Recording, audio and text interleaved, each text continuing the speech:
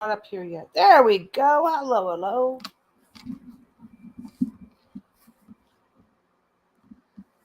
Wow, I got a big fucking mess over here. How is everybody?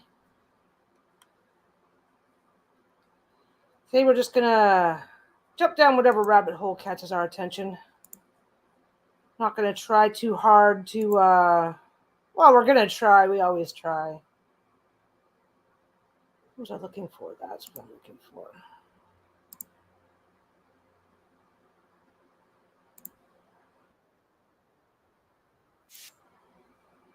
That's what I've got to look up. Okay.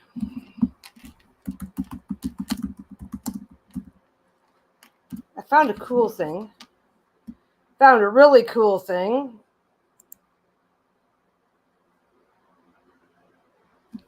Bunch of videos. Start like that if we get a chance.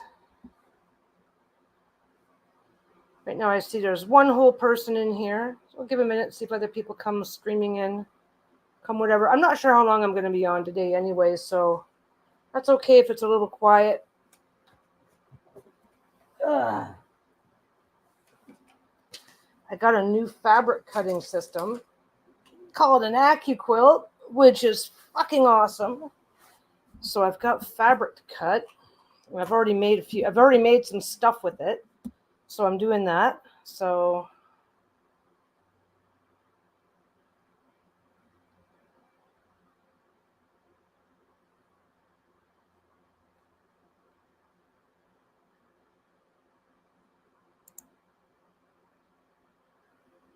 okay, what have I got going on? Just setting up now.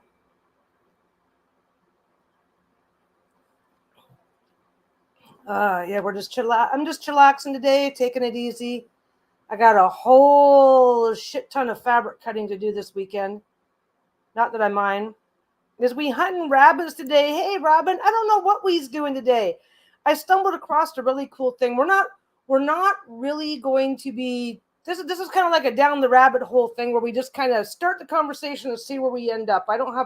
We never did think of a dedicated topic, and so it's like, well, then let's just do something. But I found a thing. I'm just being super fucking slow at getting it all set up because we know that we are super fucking slow at getting things up in this house. So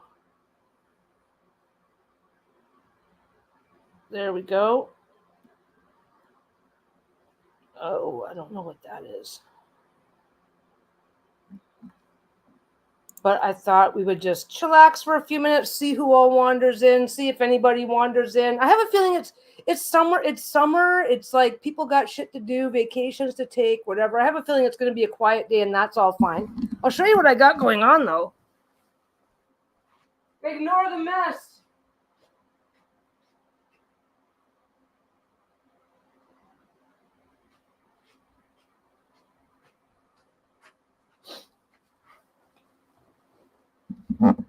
I was chatting the other day. I was going on the other day about a machine that I bought that cuts fabric for me, and it came in on Wednesday. I said I was going to come on and do like a sewing video showing off the machine, getting some fabric cut, whatever, and I got way too excited and started cutting fabric anyway. And so this here is made entirely of fabric that I cut on that machine. I've got my long pants on today. It's cooling off. I did most of my sewing last night. I sewed this last night because you have to have. Isn't that awesome? All of the fabric in this I cut it on a machine on my new machine. Yeah, I cut every single piece of fabric in here was cut on my new machine. So I'm starting off with a lot more.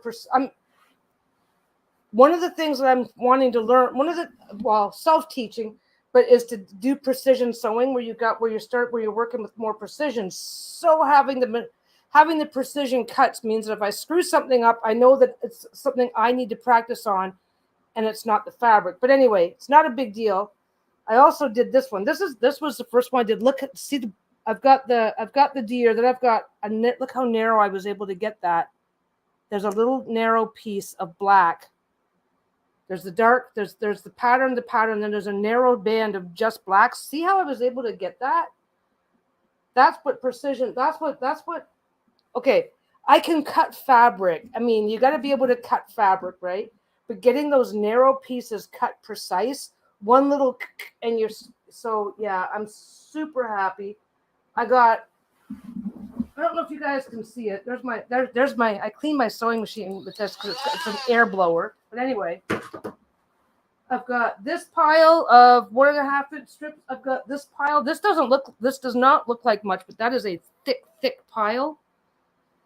I did this whole thing in like 20 minutes. So I'm super happy with my little machine. That's been making my day. But anyway, we're not here to talk about sewing today. We're here to, I just wanted to show that off while I'm giving people a chance to wander in. I'm gonna go put it back so I don't wrinkle it.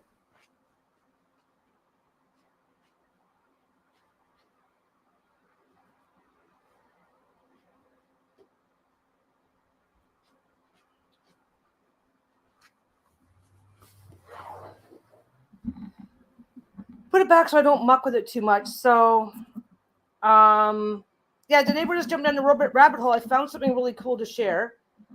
So we'll get to that in just a second. But yeah, the weather here is cooling off. It's still more comfortable because when you're sewing, you have to get the iron out.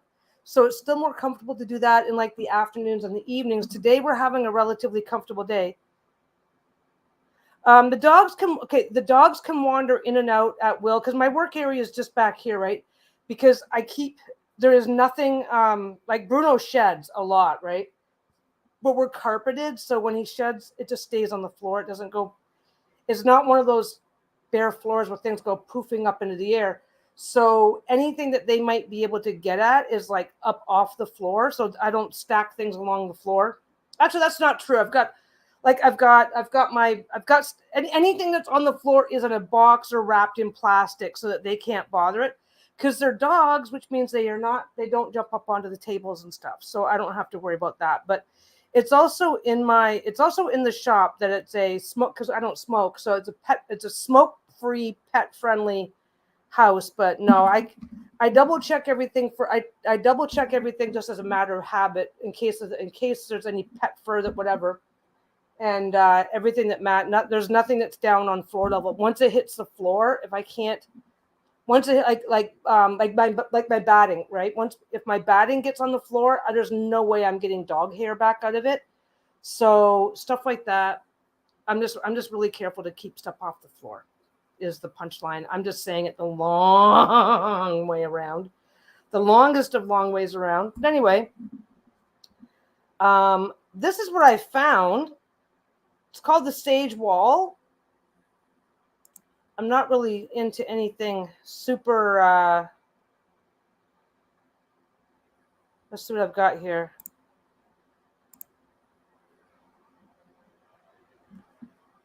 I'm still kind of looking. I'm still kind of looking into it.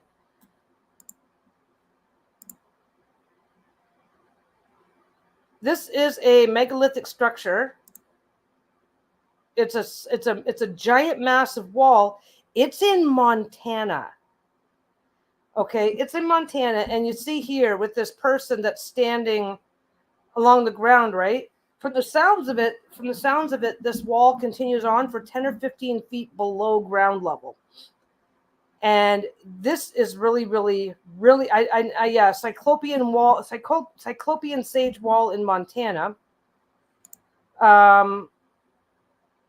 Some people are trying to say that they're natural structures. Some people are trying to say that they're natural structures, and other people are like, this is it from a distance here. Is it going to show it to me? Montana? Even if you have, there is much more to the story. Yeah, For the last 2 years, I've been documenting the site ground. and working with the property We're not going to owners turn on the assist Linda, sound, and I'm not gathering sure up how. lab Yeah, they're running. reports, They basically data, some and archaeologists have been up there findings from running the lidar research and being all done sorts there. of stuff. I'll be sharing There's all of huge, that in huge, my huge latest segments video. of wall all But over the place. there might be even more to the story, so I went down a rabbit hole of research. Yeah, they are. I'm not sure. I don't know very much about it.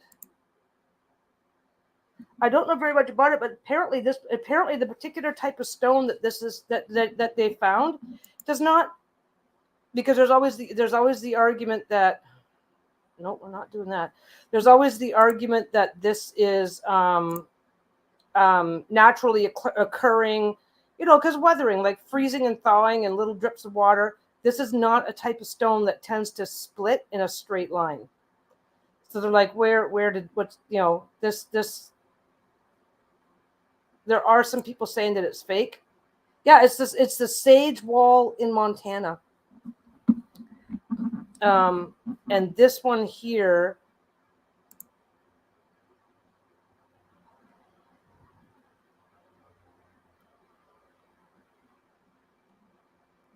let me just see if I can find.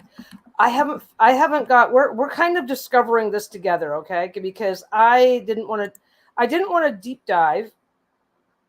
I didn't want to deep dive because there was no reason, right? There's another view of this. Let's see. There we go. There's another view. Like that's how, and somebody's trying to say this is naturally formed, right? It's like there's yeah, not much info on it. So let me just go back to here.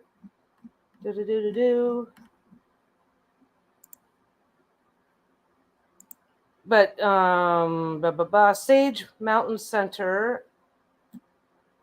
Yeah, it's a 275-foot long, 24-foot high, jaw-dropping marvel. In order to make these boulder areas more accessible and highlight the beauty, we create. So basically, this was found. What I've looked up so far. Come on, where is it? What I've looked up so far is that this is entirely on private property, and the owners of the property decided to clear that area, just as part of whatever they were doing. Let me see if I can.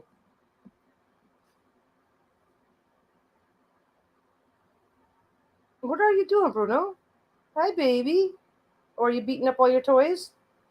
He has his little.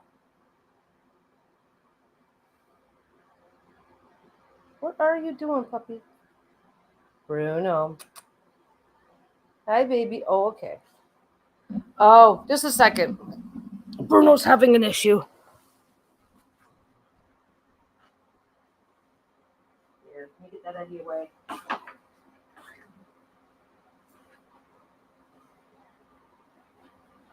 There you go. How's that, baby? Is that better? There you go.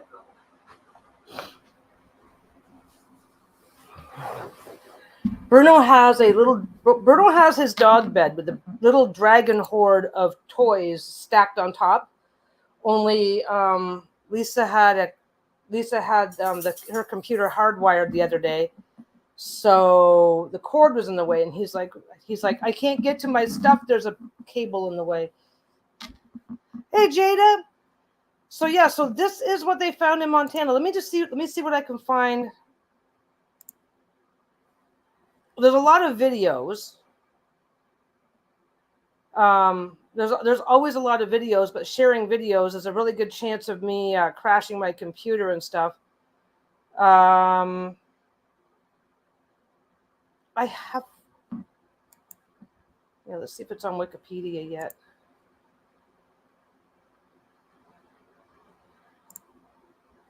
Okay, they're also calling it the Chinese Wall.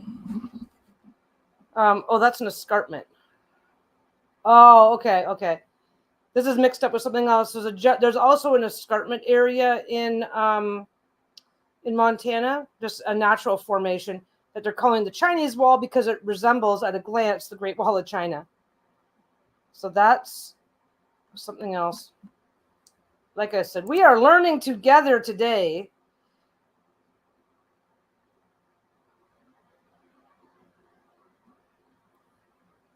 Okay, let's see what this is. Okay, so buried beneath the surface of Sage Mountain Center is a foundation of granite and crystal. Above the surface are magnificent rock formations of magical scale and form. So there's definitely going to be the argument of whether or not this is natural or man-made. And if this is man-made, for this to be man-made, it rewrites the history of North America. So not everybody is going to want to take a look at this as a serious possibility. A boulder batholith is a relatively small batholith in southwestern. It's a batholith is a massive plutonic rock larger than 100 square kilometers in area, which forms the cooled magma. Okay, so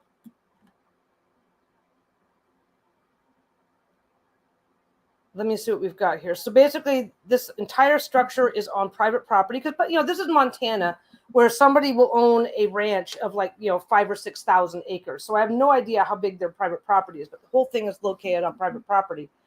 In 1996, while hiking around the property, one day we discovered the Sage Wall. It's 275 feet long, 24 feet high, jaw-dropping marble. In order to make these boulder areas more accessible and highlight their beauty, we created a moderate 2-mile trail system. Additional features of the trail included 400-year-old Douglas fir trees, spectacular views of Ruby Valley. So basically, they discovered this. They were up in the area for other reasons, discovered this, and then really decided to double down on opening the area up. So yeah, and you have to pay to go onto the property. This is probably a huge part of why it's not very well known, is because it's private property. You have to get permission, and now they've set up so that you have to pay. But did I close that? No. What did I do? I thought this was. Hi, Dianira. Okay, I think.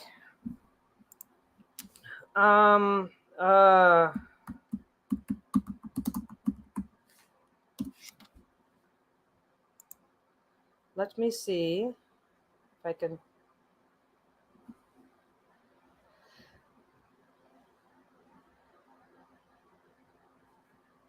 I think it's man-made.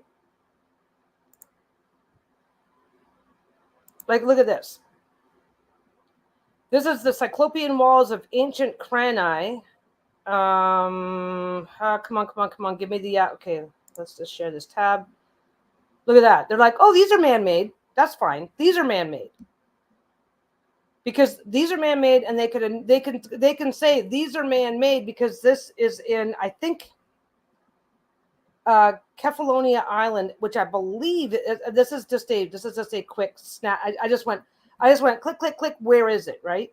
So this is I'm assuming in Greece. Yeah, that looks like Greek writing down there. So when we see something very, very similar in countries where when we see something incredibly similar in countries where we have no choice but to acknowledge ancient ruins, we go, oh, that's a wall. But when you find it in the middle of Montana, don't forget, we're like, oh, humans didn't exist in North America until 10,000 years ago. So when you're over here looking at a come on,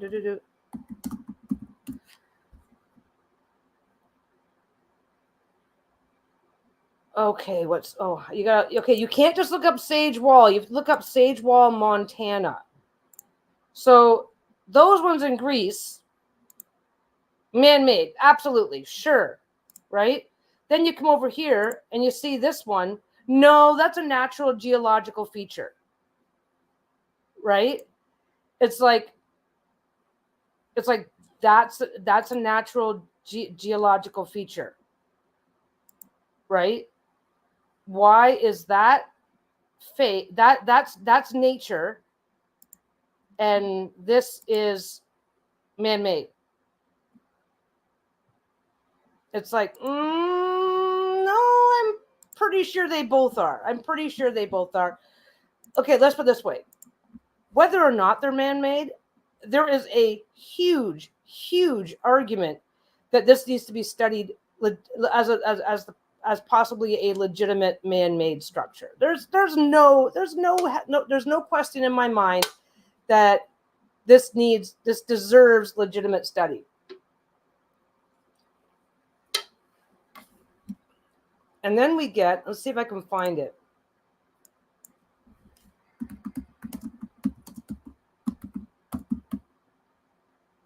Oh, come on. I got to learn how to spell some of this stuff.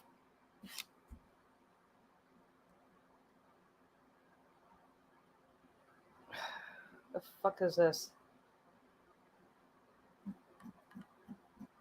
Sacsayhuaman. Oh, there we go. Sacsayhuaman, Peru. Right? And then you have this.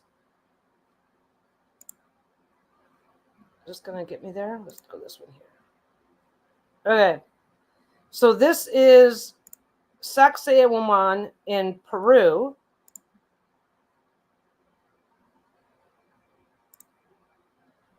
No problem, because they can't deny it, right?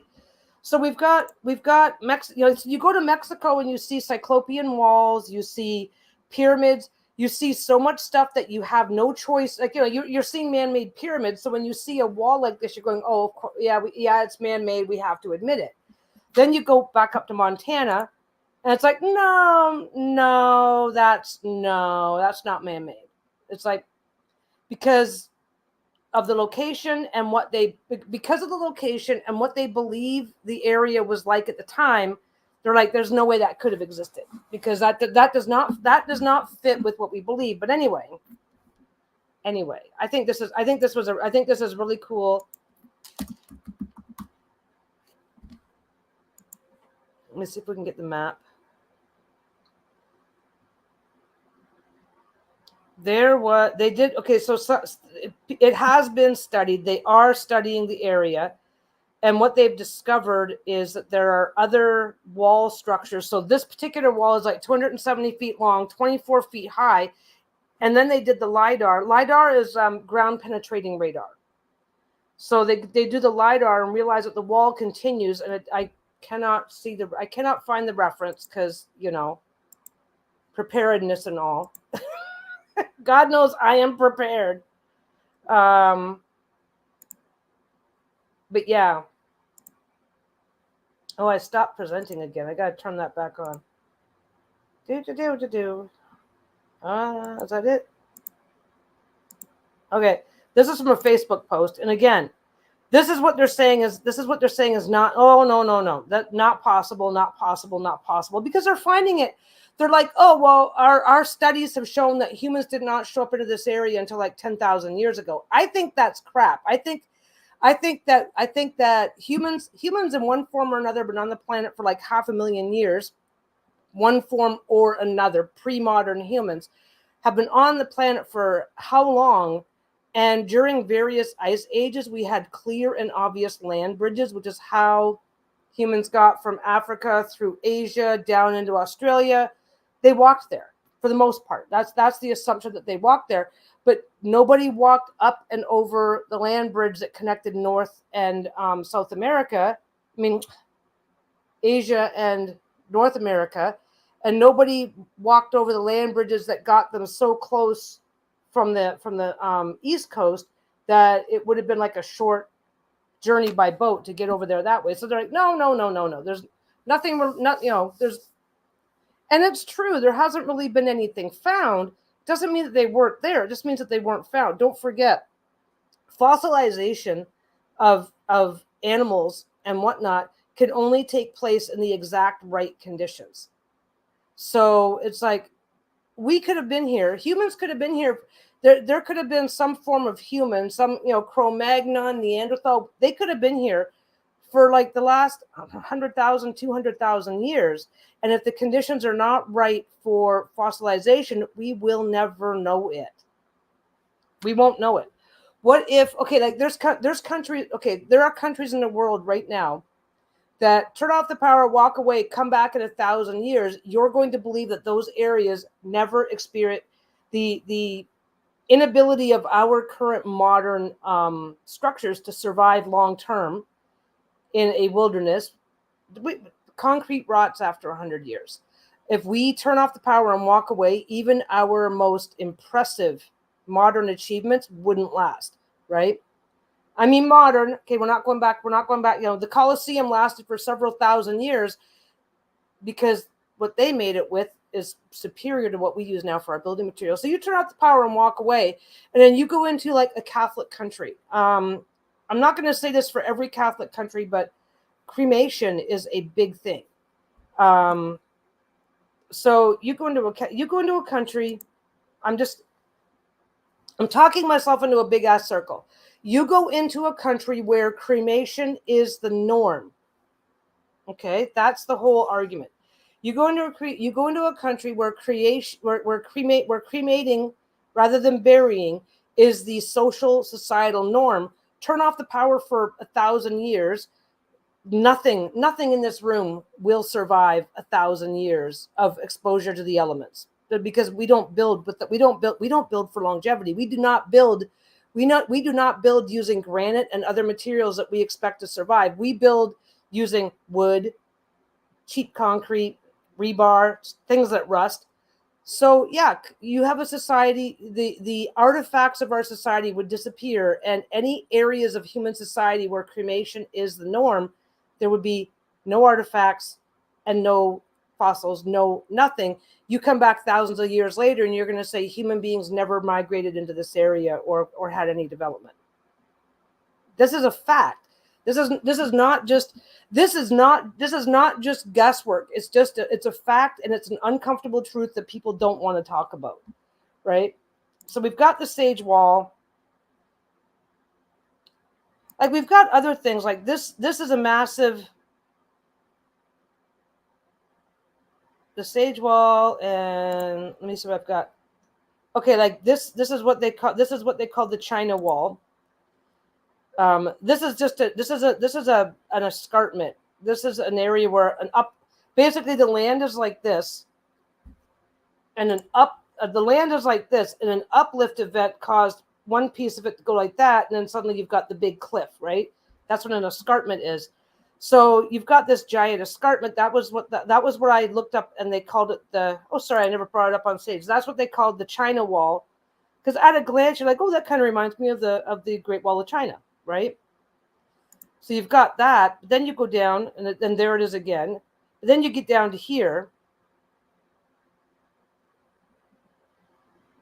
This is not the same thing. This is not even close to being the same thing. And from the looks of it, it looks like there might be either two different layers of rock or two different types of weathering. And this particular kind of rock does not tend, when it splits, does not tend to split in straight lines. So basically they're saying this is one giant rock that just cracked. It makes no sense. It makes no sense to say that, like I said, that is real. That is a natural phenomenon, but this is man-made. It's like, no, it is easier for me to believe that the Montana Wall, the Sage Wall in Montana, it's easier for me to believe that was built. Ice ages roll in, and because they've already demonstrated that part of this area has been buried, possibly by glacier debris. So it's like, okay, so you build up in the north, glaciers move in, you have to relocate to the south, and you rebuild.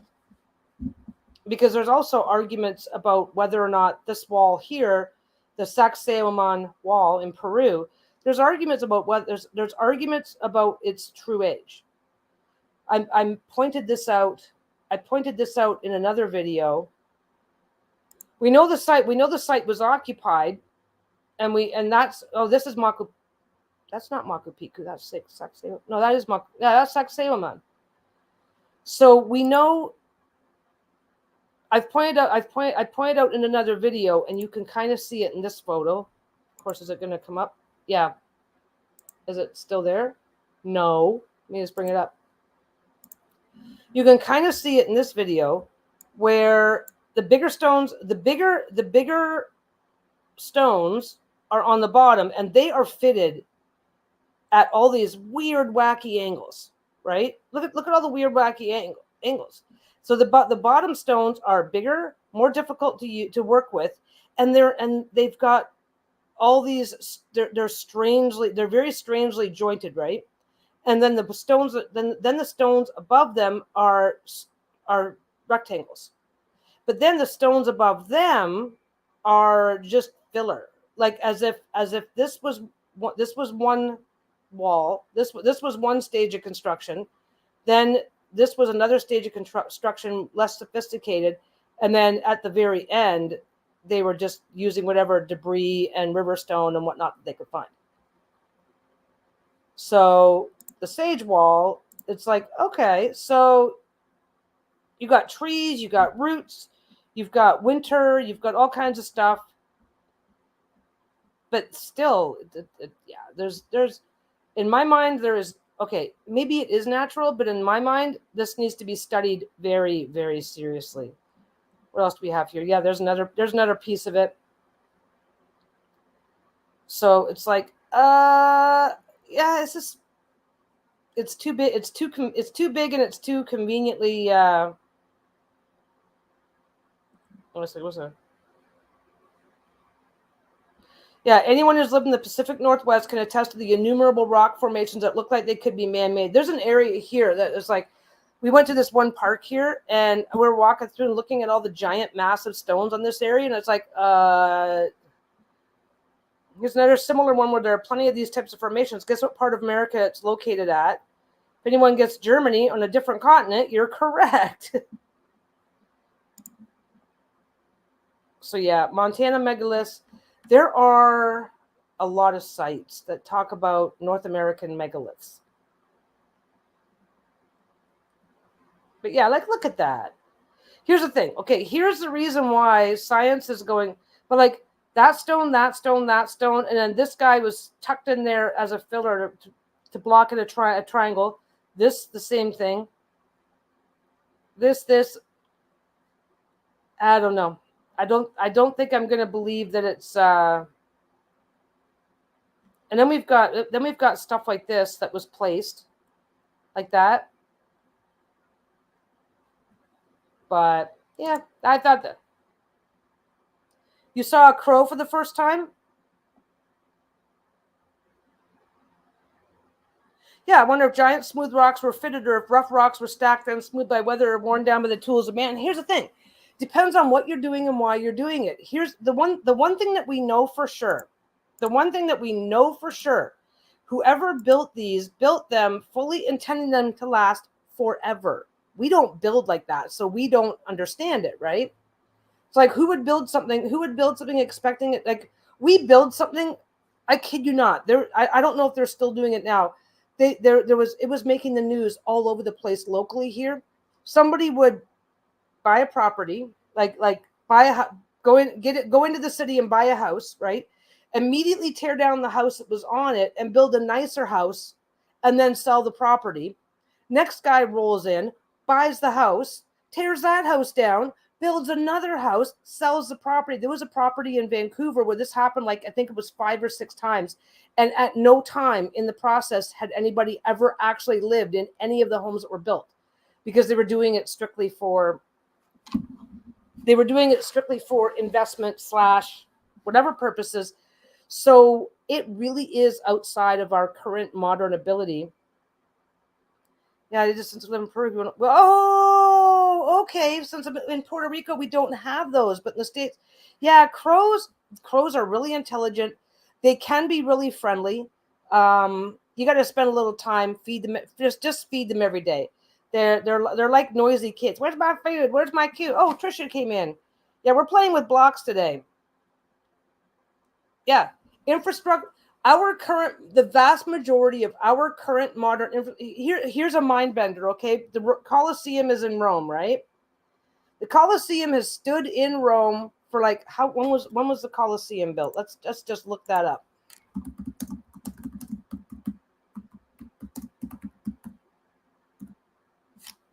72 AD. So the Colosseum has been around for almost 2,000 years. Okay. The concrete, the everything that was okay. The Colosseum is in a state of disrepair. I'm not denying that, right? But 2,000 years later, we can still see the Colosseum. Like,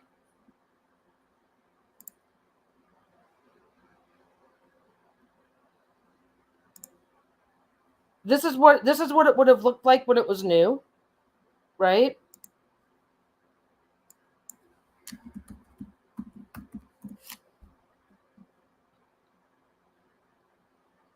At least that's the assumption.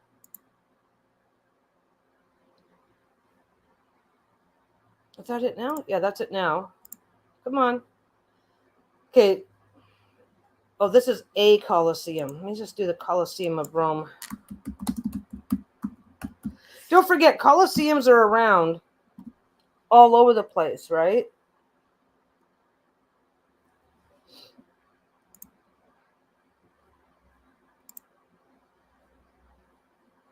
Yeah, okay, so that's what the Colosseum would have looked like when it was new.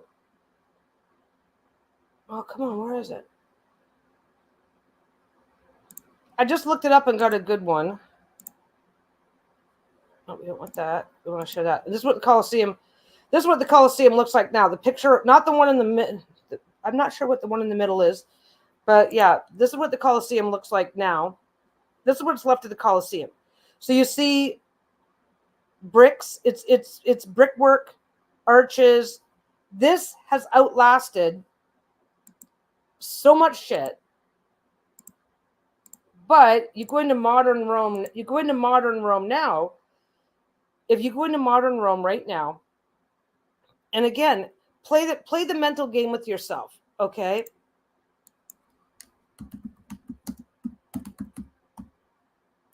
Okay,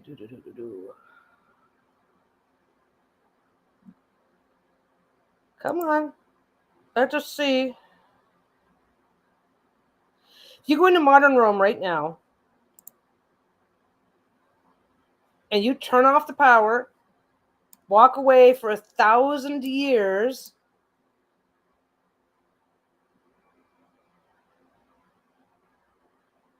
okay. I'm always looking for a good picture to make my point because it's fun for me. But yeah, I'm not going to see. Okay, modern Rome, once you get away from the historical buildings, and I get it, modern Rome has a lot of historical buildings in it, right? But once you get away, you turn off the power, you walk away for 1,000 years, you come back. Most of modern, okay, well, here's my example right there, okay? Modern Rome, you wander in, you turn off the power for 1,000 years, and you just walk away. Let time, nature, let everything take its course, okay? This is actually a really good comparison. So modern Rome, turn off the power, come back in 1,000 years, let the archaeologists loose into place. Almost every bit of evidence of our modern society would be gone. The Colosseum, though, would likely still be there because the building materials that were used for the Colosseum and for other structures in Rome were far more sturdy, far more resilient than the materials that we use now. And as a Roman Catholic country, the majority, and I don't know. Okay, let's look this up.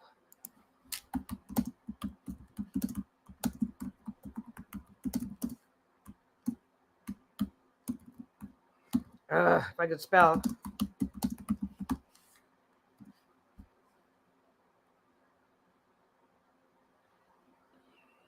Okay, Italy. Come on. Is this not going to give this to me in order? Jeez. Control F.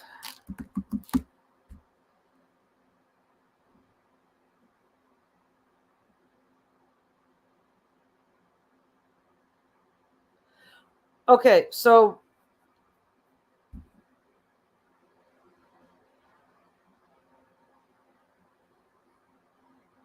okay. Roman Catholic countries actually have sanctions on the practice of cremation, so it's not as popular in Catholic countries as it used to be. So I am wrong about that. But thing is that you still come back in though, is like the ability of a body to fossilize is based on the environment. So you go away for 1,000 years, and don't forget, so you go away for 1,000 years.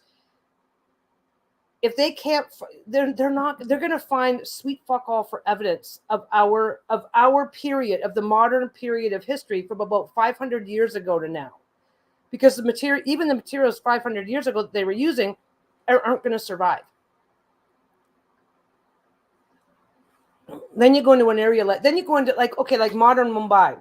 Let me see. I want to prove my point. I'm all about proving.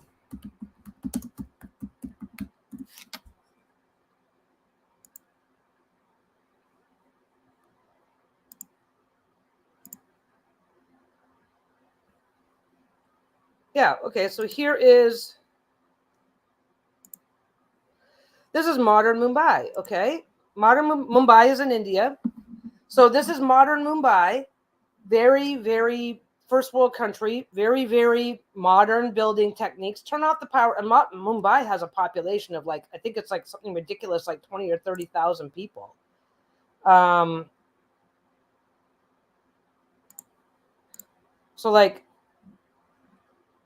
this is in Mumbai. So that might survive, but look at everything around it. It's not survived. This stuff, none of this stuff is going to like the slums, the various modern buildings, like this building here. Like this building here is already a mess, right? This temple, I forget which temple that is. Isn't that the Golden Temple? No, that's not the Golden Temple. Okay, so you see the turn off the power, walk away for 1,000 years. This is just going to be an open field. This concrete is already breaking down, and it's not that old. So you come back, and this is just none of this is going to be here. None of it. The temple might survive. The temple here on the right in the front, that might survive, but everything around it is built with more modern materials, not going to survive. Even that, you give it 1,000 years with no maintenance, and it's not going to be there anyway. But this is also a country that on a large scale practices cremation. No bodies. Almost every drop of evidence of our modern society gone. Oh, there was never any people in that area. The last time human beings inhabited that area was 7,000 years ago, which was when for some of the original temples. Nothing happened in the meantime, and I do think that that's what's happening. It's like, so you go into an area in Montana where and you see the glacier coming. You clear out all your shit. You clear out all your shit. Either your practices, your funeral practices, or just the climate of the area meant no bodies to fossilize, to no preservation, no preservation of organic matter. It's like, I think it's, anyway. I am already going in a circle on this, but it really does. And yet we've got the Mound Builders of North America.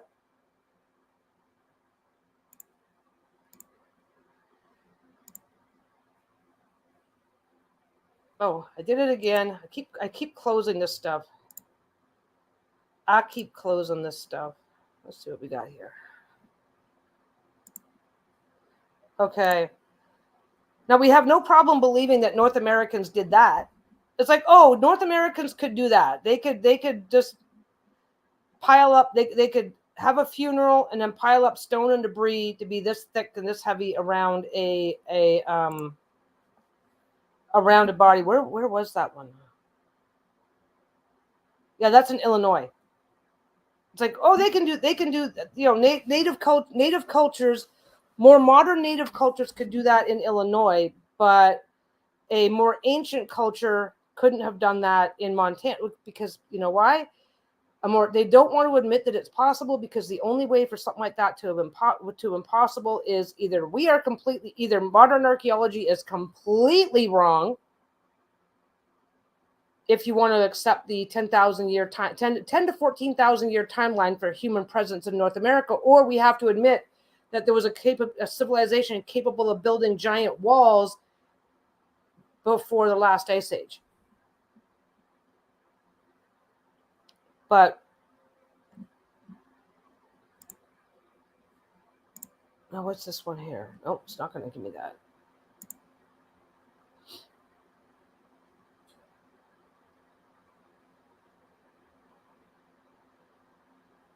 Yeah, this is what they basically were saying, is that like they had a previous structure, they would build a mound on top of it and another structure.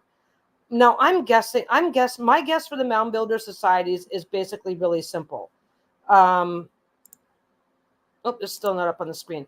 My guess for the mound builder societies is pretty simple. They settled into an area, they built a structure. That's the bottom level, right? They build a structure. Regular spring flooding comes along, wipes, washes away the structure.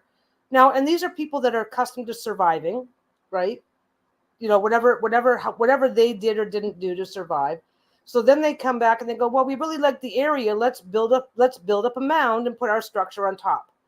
Everything's fine. A few years later, flood levels, regular seasonal flooding comes above the level of that mound. They're like, okay, well, let's just build up. Because if you are a society that relies on, if you're a society that lives along a river, relies a lot on fishing, river transportation, yada yada yada, you don't care if there's a few months of flooding every year. You just use your boat, right? So then they come along, they get above the flood level, they build their huts on top. Flood level came a little high. Okay, we'll rebuild a little higher. Okay, we'll rebuild a little higher. Okay, we'll rebuild a little higher. Because the evidence is there that on the topmost platform, that's where they lived. That individual family or family groups lived on top of these individual mounds. Burial and stuff like that makes sense. Some of the burials that they find in these mounds, that makes a lot of sense, because, back in the day, you go to the back in the day, we're talking like right up into like the early 1800s. If there was a death in the family, you would just find a nice area on your property and dig the grave, and that's where you would put your family. The modern sensibility of, we need to, have cemetery. Okay, we've had cemeteries for thousands and thousands of years. Okay, I'm not saying we haven't had cemeteries, but it was also just as common for people who couldn't afford to put their loved ones into a cemetery to just go, well, we've got space in the back of the property that we're not using. Let's lay them to rest back there. Totally common and normal. So that's the thing.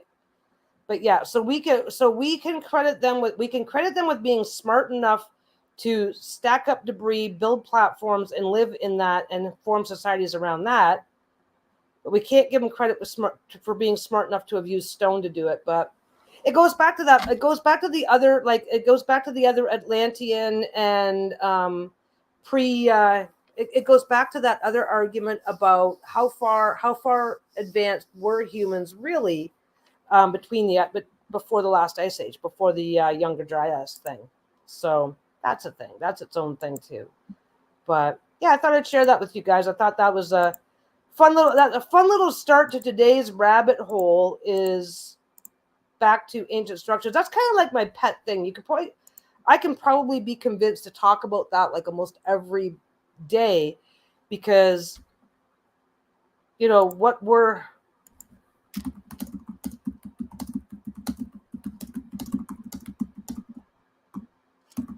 and don't forget, there's nothing better for completely eliminating all traces of a civilization than a mile thick wall of ice.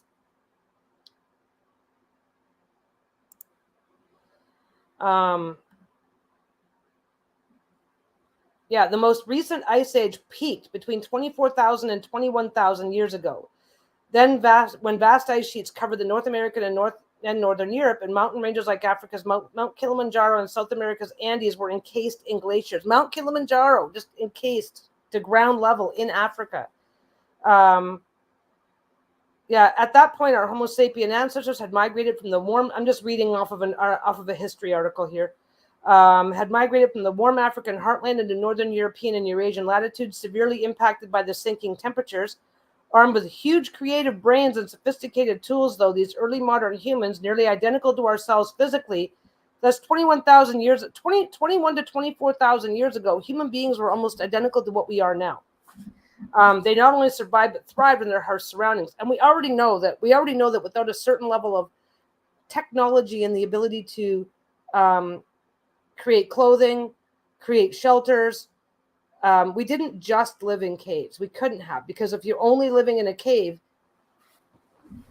if you're a hunter-gatherer society, then you have to be able to go to where the animals are. That's not going to happen in a cave, because you establish your presence. If you establish your presence in one single spot and then start killing off everything that's around you, eventually that area clears out and there's nothing there.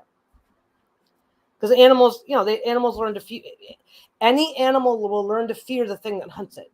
So it's like, oh well, the animal. So yeah, the ability to survive. Well, okay, like northern North American tribes built igloos and other types of snow shelters and stuff, right?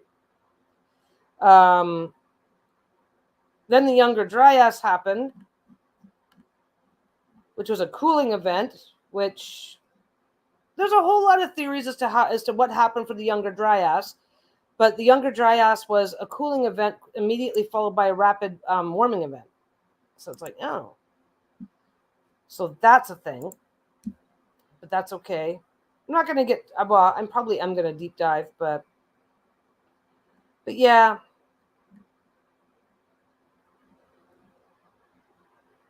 Yeah, when wildlife... Oh, okay. So when wildlife biologists look at paintings of reindeer and bison, they can tell you what time of year it was painted just from the appearance of the animals' hides and skins. The way these people knew their environment was absolutely incredible by our standards.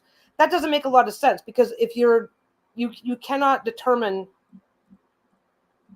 See, I think we've got a lot of holes and flaws in our modern archaeology, because I think I'm always going to deep dive that shit. I think there's a lot of flaws in our modern archaeology, because we just have these absolute blind spots for the idea that if we've been basically the same animal then as we are now, and look how fast we started developing. About 7,000 years ago, we developed farming and writing and all of this stuff, and then went, and it's been this thing. It's like, okay, well, we develop, and there's this exponential thing. Like, if you give somebody a penny today, and then in a week you double it. So I give you a penny this week. Next week I give you 2 pennies. That's not much. That's not much, right? Then I give you 4 pennies. Okay, that's still not much. Then I give you 8 pennies, then 16, then 32, then 64. And this is how these curves are formed, right? So our ability to create and develop has actually shown an exponential growth. And with this exponential growth, because, okay, so you go 64, then you go 128, then you go 256, then you go 516, then you go 10, 20, 40, 80, and you start, though there's this particular little trick question of math basically is like, by the end of a year, you're giving somebody like tens of millions of dollars a week. And that's the punchline of this. So it's like, we were able to do that starting 7,000 years ago. We were able to do that. But yet the evidence is that around 7,000 years ago, the evidence that we want to pretend doesn't exist. It's like the Egyptians, their most impressive feats of architecture, and we're talking moving, the pyramids, blah, blah, blah, blah. That happened first. And then their technological ability declined, and then had to start over again. What the heck are you? Oh, I got a little female woodpecker out there on the tree outside. Woodpeckers have a particular way of hopping around, which is what caught my attention. So we definitely have a huge blind spot. I have no idea what we're missing. I really don't. it could be that their technology it could be that the technology that existed. We always talk, okay, some of the ancient alien theories are out of whack. Take, for instance, saying that fire-breathing dragons were actually rockets. When was the last time you saw dragons shoot fire out its ass? Exactly. It's like, okay, but now a flamethrower. And some of the theories are completely out of whack. We know this. We know that some of these theories are out of whack. My personal philosophy is we need to investigate all of this seriously, because there is so much going on that we could learn from. That it's like, okay, why would they talk about dragons breathing fire? Where would that come from? Where would that thought or idea come from? We can't just, and it's kind of a catch-22. It's like, in ancient Greek times, they had was it Archimedes' fire? Is that what they called it?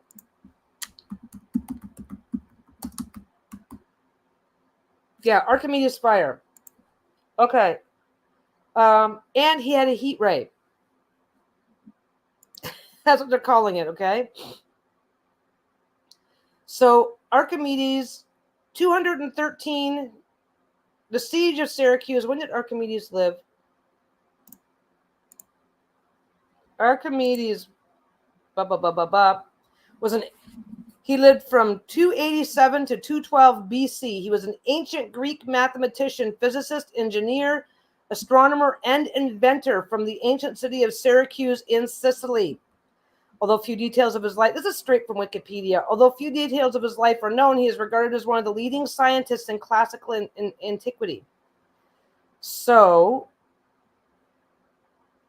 yeah, Archimedes' mathematical achievements include deriving an approximation of pi, defining and investigating the Archimedean spiral, devising a system using exponential expressions for very large numbers. He was also one of the first to apply mathematics to physical phenomena, working on statistics and hydrostatics. This is some pretty advanced shit when we're talking about this is some really, really, really advanced shit. He was also credited with designing machines such as the screw pump, compound pulley. Okay, you know, block and tackle? You know those systems where you have the ropes that are zigzagging past each other? He invented that. We still use it 2,000 years later. Okay? And defensive war machines to protect his native Syracuse from invasion. He died during the siege of Syracuse when he was killed by a Roman soldier despite orders that he should not be harmed. Cicero describes visiting Archimedes' tomb, which was surmounted by a sphere and a cylinder that Archimedes requested to be placed there to represent his mathematical discoveries. And don't forget, now I don't know about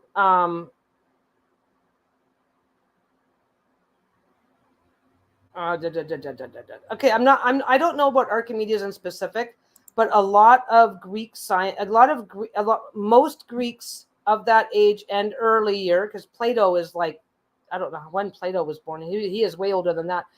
A lot of them credit their knowledge from things that they learned from previous societies, from the Egyptians, from, we learned these from the Egyptians, and the Egyptians learned these from somebody else, yada, yada, yada.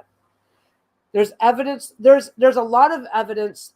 There's a lot of evidence that the things that men like Archimedes were discovering were a rediscovery of ancient information and knowledge that they were able to, like Library of Alexandria, that sort of thing, right? So if you've got a bunch of people saying that dragons breathe fire, then investigate it. Why would they say that? Why would they say that? What happens when the story, what happens when a campfire story gets retold too many times? What were they actually describing? What phenomenon did they see that describes this? Now, one of the things that most people assume, and it's probably the correct assumption, is that talking about dragons breathing fire was their description of things like Halley's Comet. There was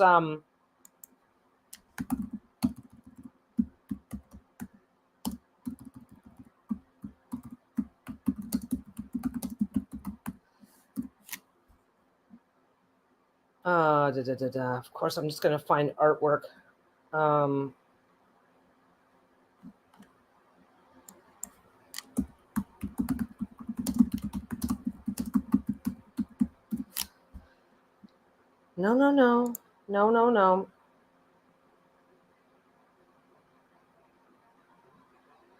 Yeah, 1882, there was a super bright comet spotted by a group of Italian sailors.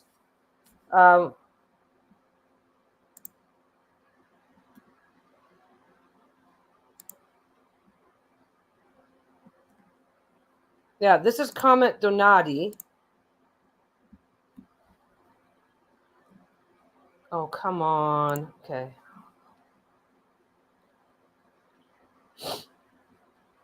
Let's get this back up. God, leave it to me to go on every tangent I can find and try to do it all at once, eh? Okay, this is Comet Donati. This is what a lot of people, because one of the mythologies was that dragons flew through the sky, blah blah blah blah blah. So this would be this could realistically be where some of the myths of dragons come from, because it's brightest near the comet's point, so it's breathing the fire out of its mouth, trailing behind it, or that that is the mouth and it's blowing it the other way. Who knows, right? That's one of the things. But my theory has always been, if you have a society that is saying this, what else has the society had to say about the thing? Because if you were to use a flamethrower in front of a bunch of natives, Stone Age natives, what would they think it is, right? Now that doesn't mean that that's what it is. That's not the argument. The funny thing is that when you talk about theories and ideas like that, we've got so many people that get so worked up so quickly that that's one thing I love about my little baby channel, is getting the opportunity to explain my opinion more fully, so I can actually like attempt loosely to articulate what I mean. But it's like, where did these stories come from? Are they a natural phenomenon that we've all heard of the telephone game? You tell somebody something, then they tell somebody, then they tell somebody, then they tell somebody. It's a different story when it gets to the other end. So that's fine. We know that that's a thing, but we should never, ever make an assumption as to what the original story was. Yeah. Okay, maybe the town crier saw big birds flying during a fiery meteor shower and spread the word that these creatures breathe fire down upon the land. Exactly. So now the hard science is, what meteor shower did he see? When and where? Is there evidence of it? Blah, blah, blah, blah, blah. We know that the Egyptians, King Tut was found with a dagger made from meteor. We know that this was valued, right? So we know that whenever a meteor was spotted, the ancient Egyptians would go rushing out to the scene and see if they could recover any of the meteor fragments, so that they could extract the metals because they believed it had mystical properties, which it did. Meteor fragments had mystical properties because they were quite often magnetic. It's like, okay, this is a very simple explanation. Meteor fragment comes down. They dig up, meteor comes down, they go dig up the fragments, they make a dagger out of it, find out that the dagger is magnetic. Now it's magical. We've got hard science backing up a mythology that was built up around the metal from meteors, right? And when you don't know what magnetism is, you don't know why this shit is sticking. Why is all the other metal in the room sticking to this, right? You don't know. You're going to build a mythology around it. But the reality is that they understood that the metal from a meteor was not the same as regular rock. They had an understanding, and the telephone game added some mythology over time. Where did their original understanding that the meteor itself had specific properties? So you look up, the town crier found this, spread the word, creatures breathe fire down on the land. Go collect their magical drops of fire and turn it into a magical weapon, and you will beat your enemies. Oh, okay. Now we have a working theory that explains why people would believe it's dragons. Yeah, I can extrapolate dragons from dinosaurs, pterodactyls, flying lizards, but as far as the fire axe best, But here's the other thing. They've already proven that at the time that the pyramids were being built, mammoths were still alive and walking the earth in northern areas. We have evidence, and you got to put it in quotation marks, okay? You got to put it in quotation marks until somebody actually drags a living, breathing dinosaur out of the woods, right? But like, you see a meteor coming down, and then go to the area where the meteor is and spot a new type of animal that you haven't seen before, because the world was not as fully explored as it is now, and even now it's not fully explored. So yeah, it's like there are occasional reports coming out of the Mojave Desert area of pterodactyls, right? And it's like, we're going, no, those are just crazy people. They don't know what they're seeing. And it's like, well, what if they're not crazy? What if they're not crazy? And what if they were more, what if they are not crazy? And what if they were more plentiful 5,000 years ago, 4,000? What if they were more plentiful? We know that mammoths existed, and that is brand new. That is a brand new idea that just came out in like the last, when they found that island of miniature, they found an island full of miniature mammoth bones and realized that these mammoths were still alive. Wait a second.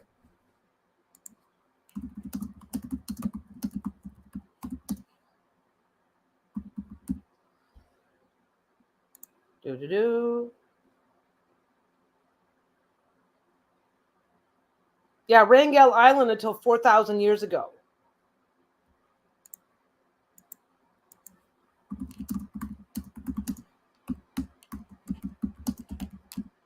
And again, so the pyramids, the earliest pyramids are around the same age as Stonehenge, which was initially built between 4,000 and 5,000 years ago. Stonehenge was built at a time when hunters could still access, okay, obviously we're talking thousands and thousands of years ago, right? But the same people that built Stonehenge, if they had chosen to go on an adventure, could go and hunt mammoth because they were accessible to it. Oh, just go over there to the mainland, go walking on over. There was a meteor in Russia years ago documented by building windows being blown out, and filming seems to show a UFO smashed it before bigger devastation could be caused. Yeah, there was a big. Well, and then there's the Tunguska event. There it is, 1908. The Tunguska event of 1908.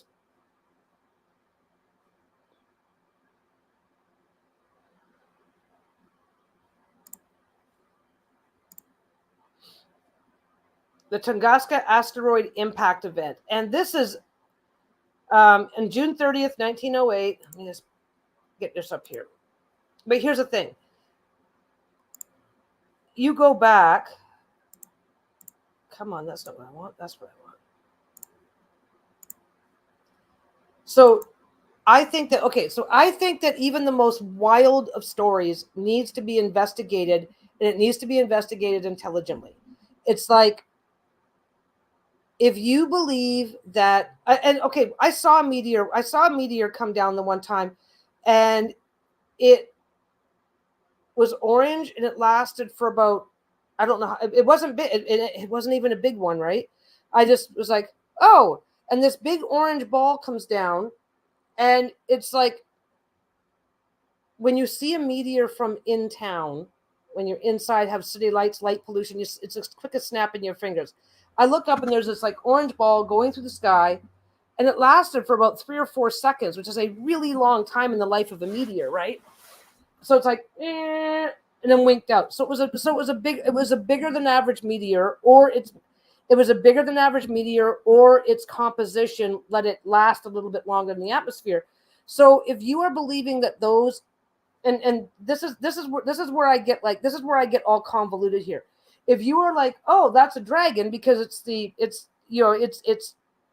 14 AD, and you see this, oh my God, I saw a dragon in the sky. Because don't forget, these were all omens and portents back then. I see a dragon in the sky, and the disruption, and we know that this happens, the disruption of fireworks and things like that. If fireworks go off, if you set off really, really bright fireworks, birds in the area will take flight. Okay, so a bright meteor shows up, and suddenly birds are flying up. Well, now you've got the two conflated, birds and bright. So now you've got dragons, and if something like pterodactyls or whatnot are still alive but rare, and you happen to see one of those during an event, and this is adding layers and adding layers and adding layers. I would assume that back then a local population, like, don't forget, these are people that if you want chicken for dinner, here's an axe, go get your dinner. They had a much modern people nowadays can see a bird and go, I don't know what that is. And so you just disregard it. It's like, yeah, I don't know what that is. But back then, if they saw an unusual animal or bird that they didn't see that they'd never seen before or never saw very often, then they're going to make assumptions. So what if there are giant bats? Bats are nocturnal, right? Bats are nocturnal. Meteor explodes, cause a bright flash. Giant bats, and some bats are quite large, go flying up. Oh, there's a dragon. It can be very, very, very mundane. Or it can be, okay, pterodactyls still exist. They're massive. Pterodactyls are quite large, right? This happens. Pterodactyl takes flight, and because we do not know whether pterodactyls were daytime or nighttime hunters. We have no idea, right? We can make assumptions, but that's all we can make. So pterodactyls are still alive, just like the woolly mammoths were still alive, but rare. One pops up, gone. Why are we not? Okay, so we go, well, pterodactyls don't exist, so there's nothing to investigate. And it's like, sure there is. Let's rule it out. Let at the very least, let us do these investigations to rule this shit out so we can get to the actual truth. If the actual truth turns out that pterodactyls are incredibly rare, but still living to this day, isn't that something you want to know, right? But yeah, this... let's get back to the Tunguska, let's get back to the Tunguska event. Okay. Tunguska event was pretty simple. June 30th, 1908, an asteroid plunged into Earth's atmosphere and exploded in the skies over Siberia. Local eyewitnesses in the sparsely populated region reported seeing a fireball and hearing a large explosion. So Tunguska event, this is the middle of Siberia, and this is incredibly remote. Okay, this is an area where people just this is an area where people are almost tribal because it's just so remote.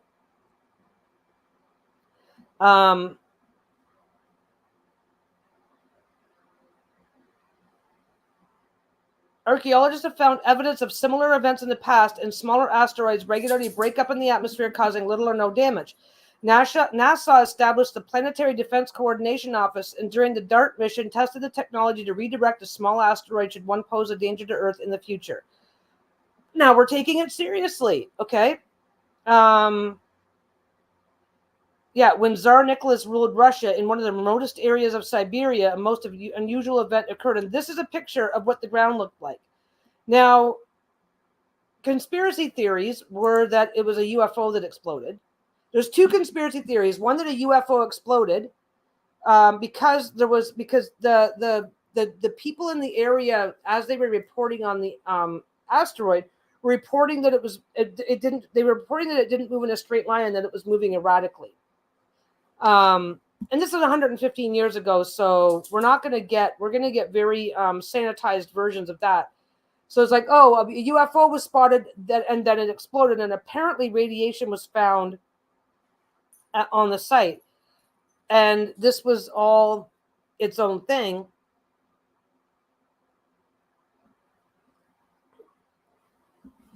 So there was all kinds of UFO theorists, all kinds of other theories. The theory that Robin is saying is that it was a meteor, but it was a meteor and it was shot down by a UFO. There was unusual activity in the area, not just a single fireball sighted. There was a meteor Martian. Yeah. Oh, okay. You're talking about two meteors. I'm sorry. I got myself mixed up. Okay. So the Tunguska event from 115 years ago, some of the eyewitnesses were saying that it was moving erratically, and meteors don't do that. So it's like, oh, was it a meteor that exploded, or was it a UFO that exploded? Because the evidence here shows the fact that the trees are blown down, but that there's no massive, there's no massive crater, seems to indicate that whatever it was exploded above the ground, and that its shockwave knocked the trees down. Yeah, and then the one over Russia. Let's finish this one first. No scientific expeditions to the Tunguska site took place for nearly 20 years, partly due to its remote location and partly due to distractions such as World War I. Now, it's my understanding that nobody even really heard about it, that it wasn't really even reported for years to begin with. So I go, hey, that happened. It's like, and then and then word trickled out, and they decided to go investigate. The area proved so inaccessible that they couldn't be reached until 1927. Even though 19 years had passed, the area still bore unmistakable signs of the explosion. In his observations on this and three subsequent expeditions, he described a butterfly-shaped area of destruction of 830 square miles with an estimated 80 million trees knocked over. Near the epicenter, trees remained standing, but with broken branches and stripped of bark, with evidence of burning, which is where they got the idea that it exploded above the ground. Because if it had hit the ground, it would have just been a crater of debris coming out.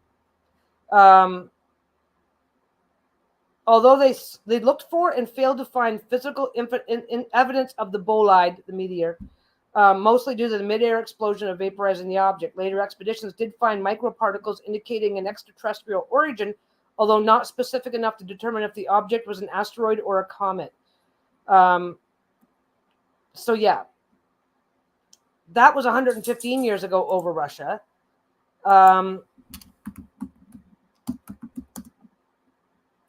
In 2013, are we gonna?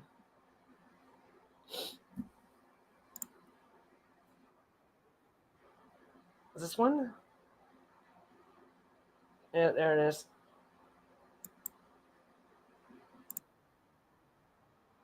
No, I don't want you to do that. Okay, let's just play the whole thing.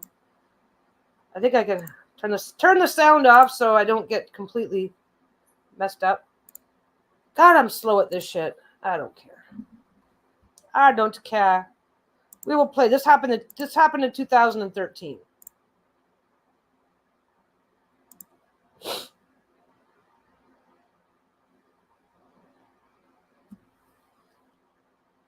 People finding little bits of it all over the place after it exploded. Come on.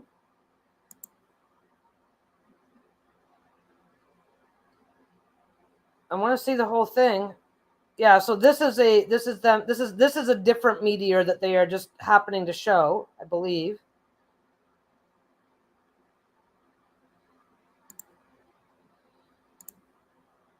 Let's try. I should just let it go. It's only a 3 or 4 minute video.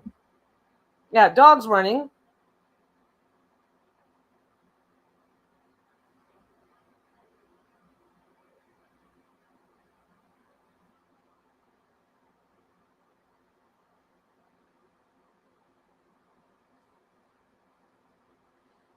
So that was one of the.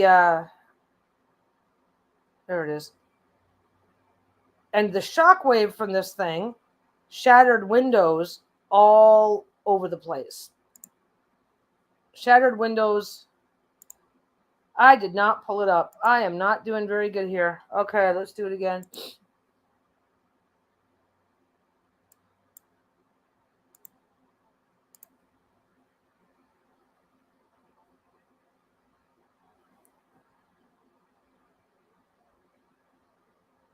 I think this is the one that you're referring to, Robin.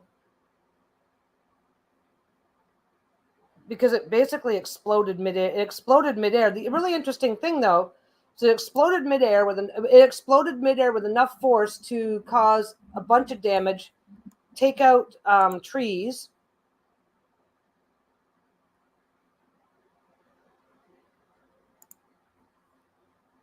Let's see what I got here. Oh, there it is right there. Okay, let's see.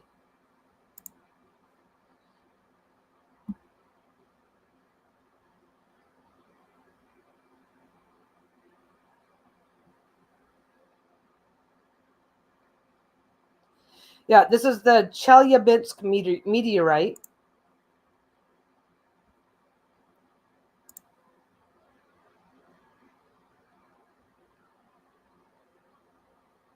Yeah, this is the video that I want to see is right here. Right, this is the footage that I want to see. So there's different angles showing it, right?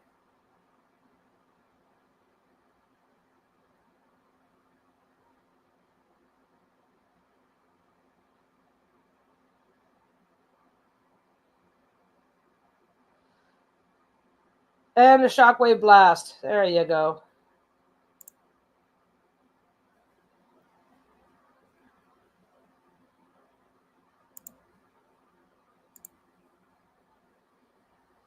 And then this is the piece that they recovered, apparently.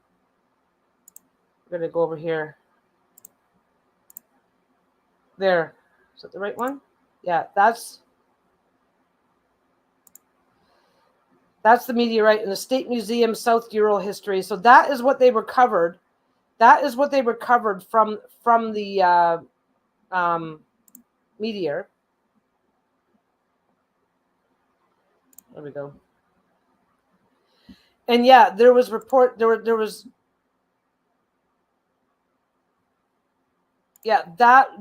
were people who were reporting UFO activity in the area.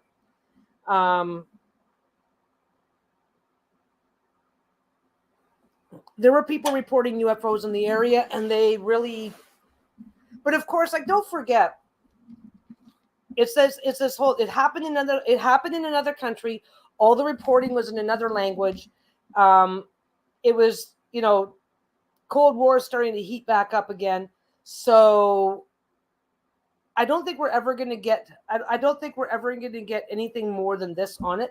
But what was really interesting to me is that this meteor came in like this, exploded, shattered thousands of windows, 1,400 people were injured, and the level of destruction was not nearly as bad as the Tunguska event. The Tunguska event knocked down 80 million trees, and this event, you can see that the shockwave came down, but windows are being knocked out, windows are being shattered because of a percussion wave, but trees and stuff like that, like they weren't talking about that sort of stuff.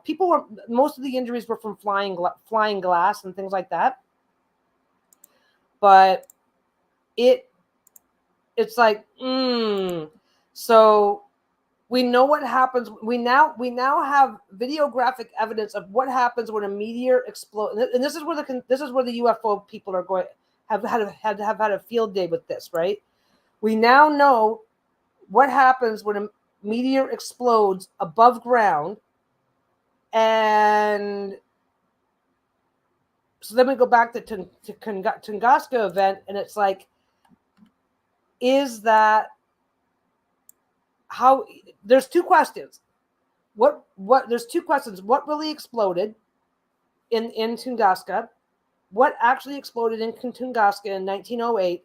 And if it was a meteor, how big was it to cause that level of destruction? And because like the meteor that they recovered, this is the leftover. This is the leftover of what they discovered from the Chelyabinsk meteorite. That was the leftovers after the explosion.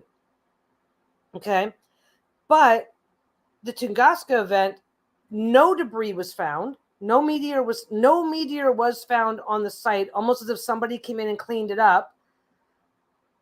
Okay, almost as if you can make your assumptions, right? But it's like, okay, so a much bigger, much more devastating meteor explodes with no evidence and no debris to be found in 1908. But this meteor, which was small, it's still, people got injured, but it was smaller and caused less devastation, and they found a chunk of meteor. So it's like something's fishy right there. Something is incredibly fishy right there, that a much bigger, more devastating explosion leaves no evidence, in spite of going in, because you can't. Okay, you kind of wonder with Tunguska being so remote. It's like, how do you know nobody went in? How do you know nobody went in? How do you know that because let's face it, in these remote northern areas, every country can be in there walking around. Nobody'd fucking know it. But anyway, that was a Chelyabinsk meteorite. Tuskegee UFO. Let's do UFO and see what happens. Tunguska event meteorites believed found, but they never found anything. They never found anything particularly big.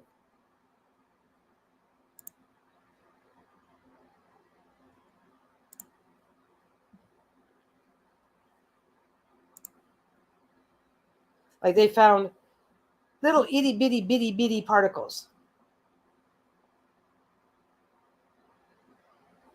Yeah. They're just tiny.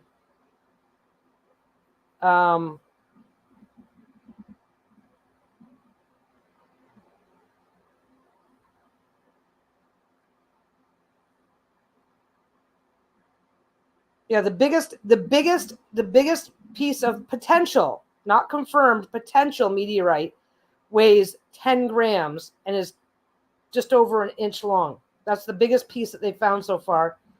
And it took them until the 1980s to find it. Okay. And yet the Chelyabinsk, here's something that can fit in the back of a truck. I'm not sure how big it says it is. Let's see if we can find it. Yeah, that okay. The one on the screen right now is a 2,200 pound, a 1,000 kilogram fragment that they found. It's like, okay.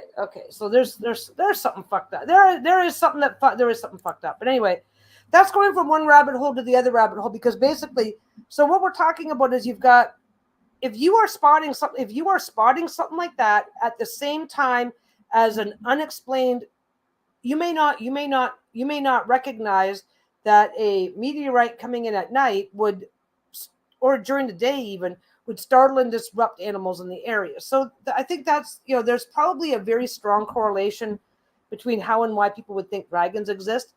I think also too, exaggeration is a thing, right? Let's say that you are, and they've got other, there's so much, okay, there is so much that they're not telling us, and there's so much that they're in denial about. And we, as the general public, never know which is which. Are you in denial about the idea that a previous civilization to ours could have had at least some elements of their society that were more advanced than ours? Are you covering up this fact because there's something about it that you want to keep for yourself? I think this is why I love I'm not love. I don't know. This is why I'm always into conspiracy theories and shit like that, because it's like, the lovely term national security has been used for the last 150 years to bury anything. People believed in the 1800s, people believed that there was a civilization on Mars. They believed that there were a different society, a different race, a different species. They believed in the 1800s, they believed that there was life on Mars. And it was not a difficult thing. It's like, oh yeah, well, they're there, but we're here. And they didn't really give it a lot of thought. They just, and it was a fairly widely accepted premise. By the time we're putting a man on the moon, oh, there's no such thing. That's not possible. Complete and absolute denial. Why is that? Why did we go from believing it's possible? And don't forget, we were more religiously motivated in the 1800s than we are now. So we've got this religiously motivated society, and it doesn't matter what your society is, because most societies in the 1800s were deeply motivated by the social and religious culture of their region. In the 1800s, it was easier to convince somebody that there was life on Mars because they already believed it. And now we have on a national level, no, that's not possible. We're not even going to look into it.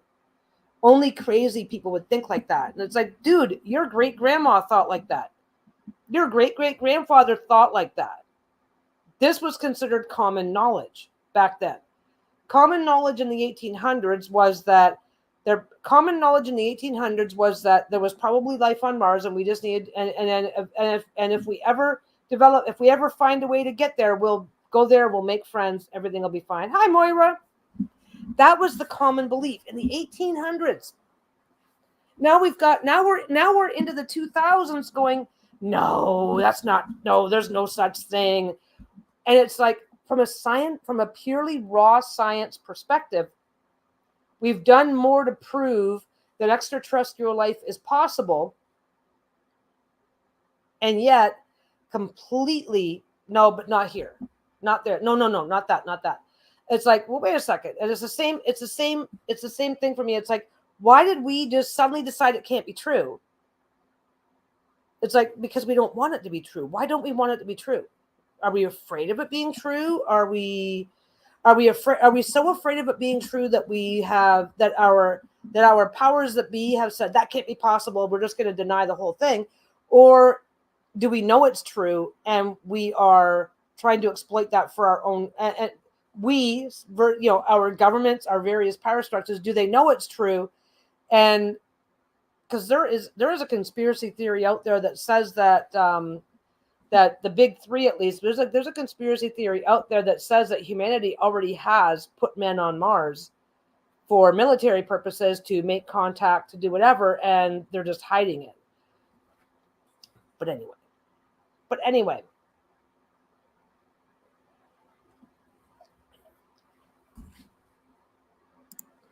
But yeah, the UFO intervention idea, because from 2013, there's a thing that they say is like, most technology that we are getting now as the general public has already existed for the military for at least 20 years. Yep, Orson Welles would definitely say that's what we're afraid. We are afraid. And it's kind of sad, really, because like, what was that freaking movie? John Carter.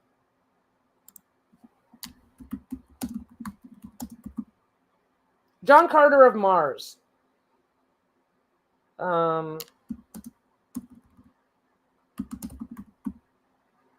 Edgar Rice Burroughs. Oh my God, Edgar Rice Burroughs.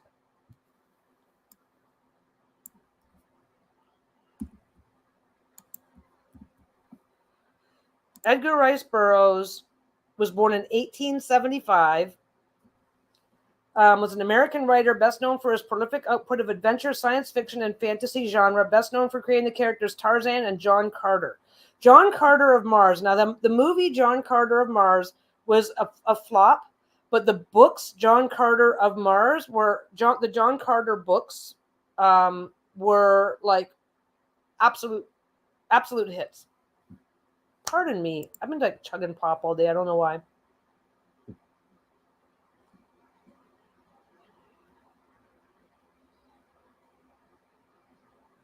Let me see what notable works was the Tarzan series and the Barsoom series. Barsoom was the John Carter of Mars under the premise that the Martians called Mars Barsoom.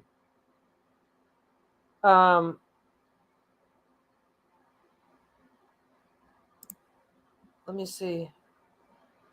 A Princess of Mars, the Gods of Mars, the Warlord of Mars, Thuvia, Maid of Mars, the Chessman of Mars, the Mastermind of Mars, the Fighting Man of Mars, Swords of Mars, Synthetic Men of Mars, Lana of Gathal, John Carter of Mars. John Carter of Mars was the last. Was it the last or the first? 11th. John Carter of Mars is the 11th and final book in the Barsoom series by American writer Edgar Rice Burroughs. It is not a novel, but a collection of the two John Carter of Mars stories. So, yeah, this guy wrote endlessly. A Princess of Mars was written in 1866. The last one, Skeleton Men of Jupiter, 1941. John Carter and the Giant of Mars, 1940.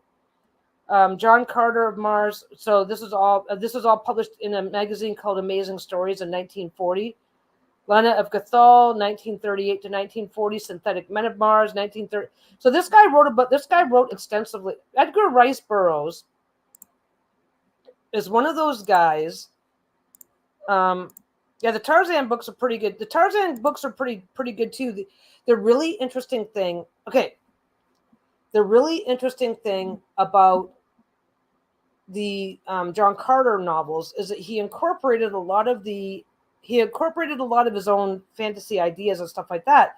But one of the reasons why the books were so popular was because they also incorporated ideas that people generally went, "Oh, that would make sense." So it's not a matter of, I'm trying to think, okay, what books do we have out there now that we read those books and we go, "Oh, there'd be a lot of logic to a world there'd be a lot of logic to this being real." Because one of the hallmarks of a good book is your ability to suspend your disbelief. Right? Like the Tarzan books, you suspend your disbelief. What would happen if a human child were to be raised in a society of apes and then eventually returned to modern society? Who and what would he be? I don't think he was buried in a town called Tarzana.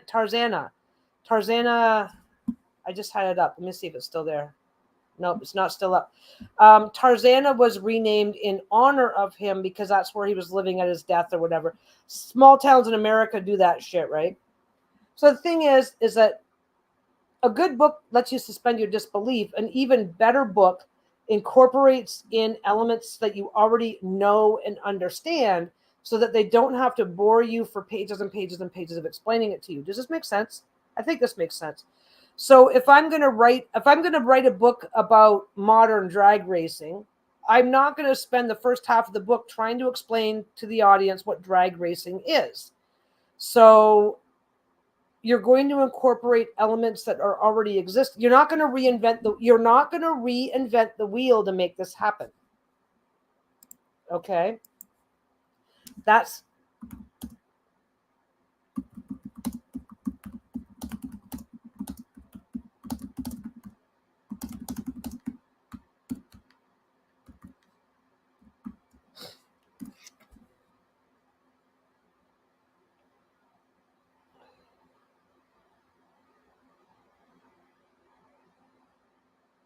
okay, let's see.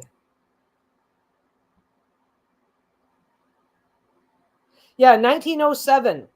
1907, there was no question in the mind of Percival Lowell, the astronomer, after he finished his observations of Mars during the 1907 opposition when it was much closer to Earth, telescope, right?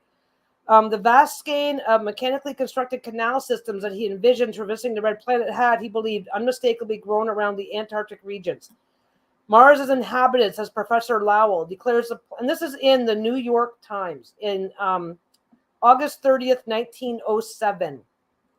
Recent observation, changes in the canals confirm former theories. Splendid photographs were obtained. So yeah, it was not this guy. This article by 1950.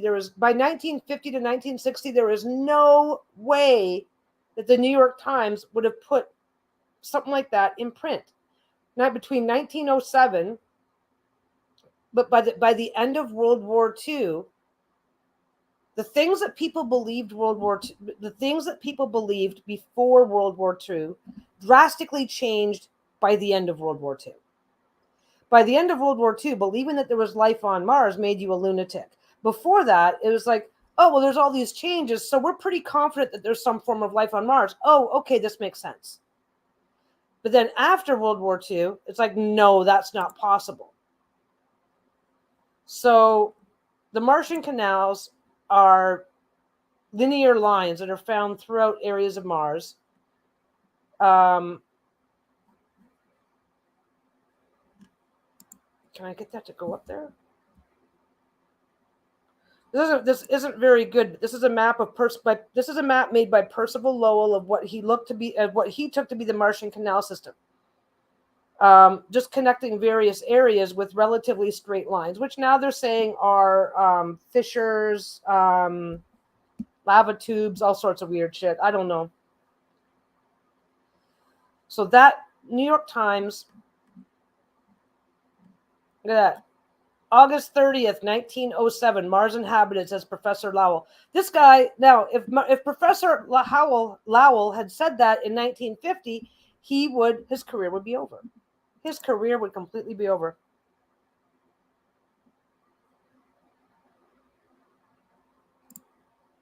Yeah, oh yeah, no, okay, I'm not saying that there wasn't for and against, right? But the average person on the street had no problem believing that, well, if there's life on Mars, there's life on Mars. That's okay. If the time comes for us to ever be able to send a man to Mars, we'll be able to confirm it, blah, blah, blah, blah, blah. This was a really interesting thing because by 1950, no right-thinking person could possibly believe that there could be life on Mars, which is, oh, did it? I need to go look that up because I was misunderstanding them. Let me see.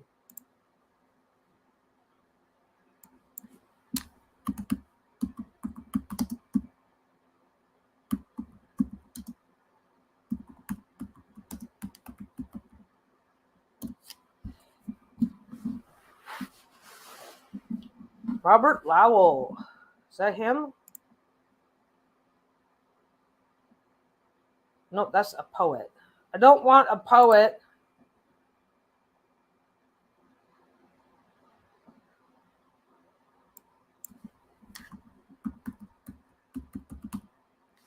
I need to go look this up because I literally thought the exact opposite was true. Let us go see. Did other astronomers see what Lowell saw? Percival Lowell and the Martian Canal phenomenon, however, by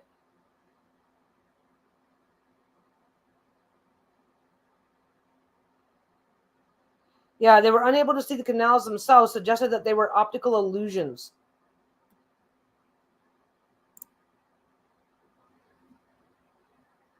He predicted he predicted the existence of a planet beyond the orbit of Neptune and initiated a search that ended in the discovery of Pluto.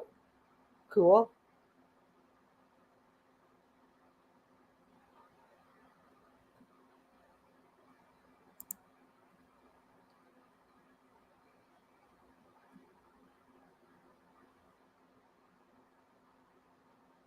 Scientific demonstration proved that straight lines could merely be the result of an optical illusion. Okay.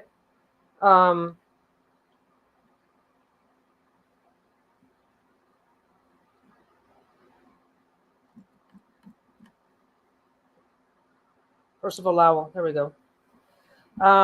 He died in 1916. Sorry, he was an American businessman, author, mathematician, and astronomer who fueled speculation that there were canals on Mars and furthered theories of a ninth planet within the solar system. He founded the Lowell Observatory in Flagstaff, Arizona, and formed the beginning of the effort that led to the discovery of Pluto 14 years after his death. Let's see. Oh, there we go. Canals of Mars.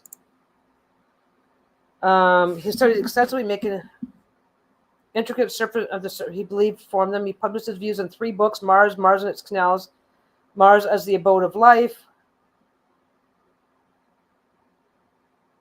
Yeah, Lowell more than anyone else. See this. Okay, so I will be happily. I happily stand corrected. Yeah, I will happily stand corrected that other astronomers, that this affected his career. I will happily stand corrected on that. Here's what it's saying here in Wikipedia. Lowell, more than anyone else, popularized the long-held belief that these markings showed that Mars sustained intelligent life forms, which, like I said, I was wrong about Lowell, but the fact that his findings could make it to the New York Times would never have happened in 1950, and the fact that he popularized the long-held belief. And this is the point, is that like it was super, people had no problem. And this is like human psychology. People had no problem believing in the likelihood of life on Mars. That is why Edgar Rice Burroughs' books did so well. It's like, oh, well, if there, it's like, if this is probably what life on Mars is going to look like. He made it really easy to suspend disbelief, right? His works include a detailed description of what he termed non-natural features of the planet's surface, including especially a full account of the canals, single and double, the oases, as he termed the dark spots at their intersections, and the wavering visibility of both. Now, depending partly on the Martian season. Now here's the thing though, is that we've now discovered, or rather admitted, that during certain times of the year, there could be the potential for some degree of flowing water on Mars, minimal though it might be, because during the Martian spring and summer, depending on, I forget how that all works, that there could be some small amounts of melting.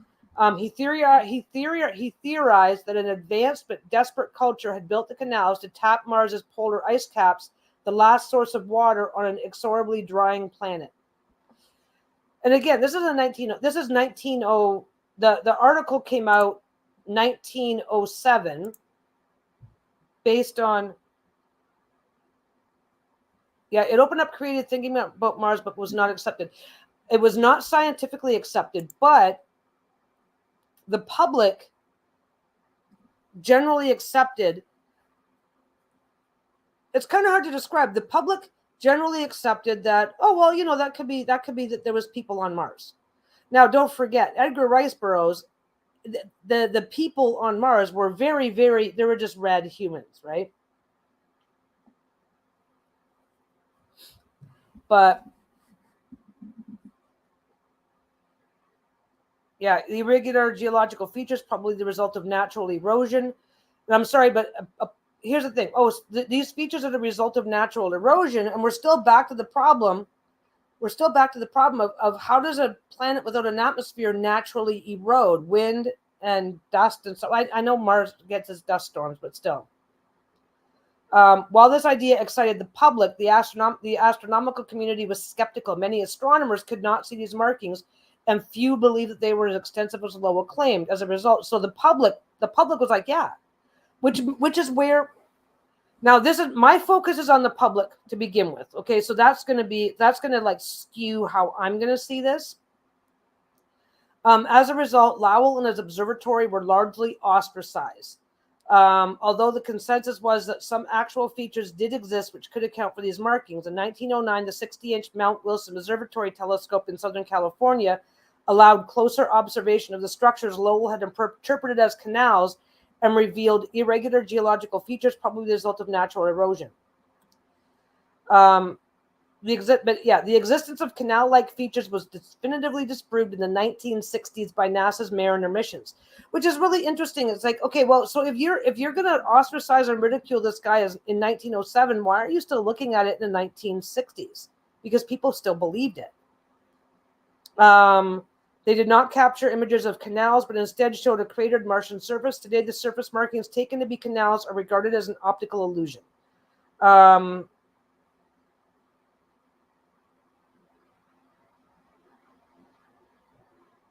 he's saying, so now they're arguing the perception of canals by Lowell and others could have been the result of a combination of psychological factors. It's like, no, it's like their telescopes weren't as powerful. Their telescopes weren't as powerful, so they made different assumptions based on what they could see. I'm not sure why psychological factors needs to be a part of this, right? So it's like, wait a second. So the 1960s, they're still talking about it, even though, that can't be true, but why are you still talking about it? And why are you committed to saying that this guy's got a problem? Although he was better known for his observations of Mars, he also drew maps of the planet Venus. He began observing Venus in detail in mid-1869, soon after the 61-centimeter, 24-inch Alvan Clark and Sons refracting telescope was installed at his observatory. So now we're getting into some... So this guy... this is funny. This is the Lowell Mausoleum, and this is, I believe, the same structure that they used for that when they did the John Carter of Mars movie. Okay, so the thing is,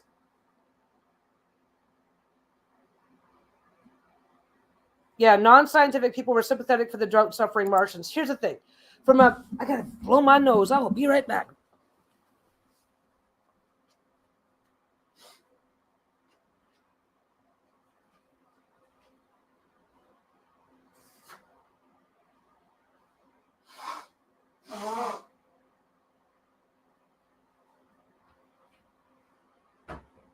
And now I'm going to pee.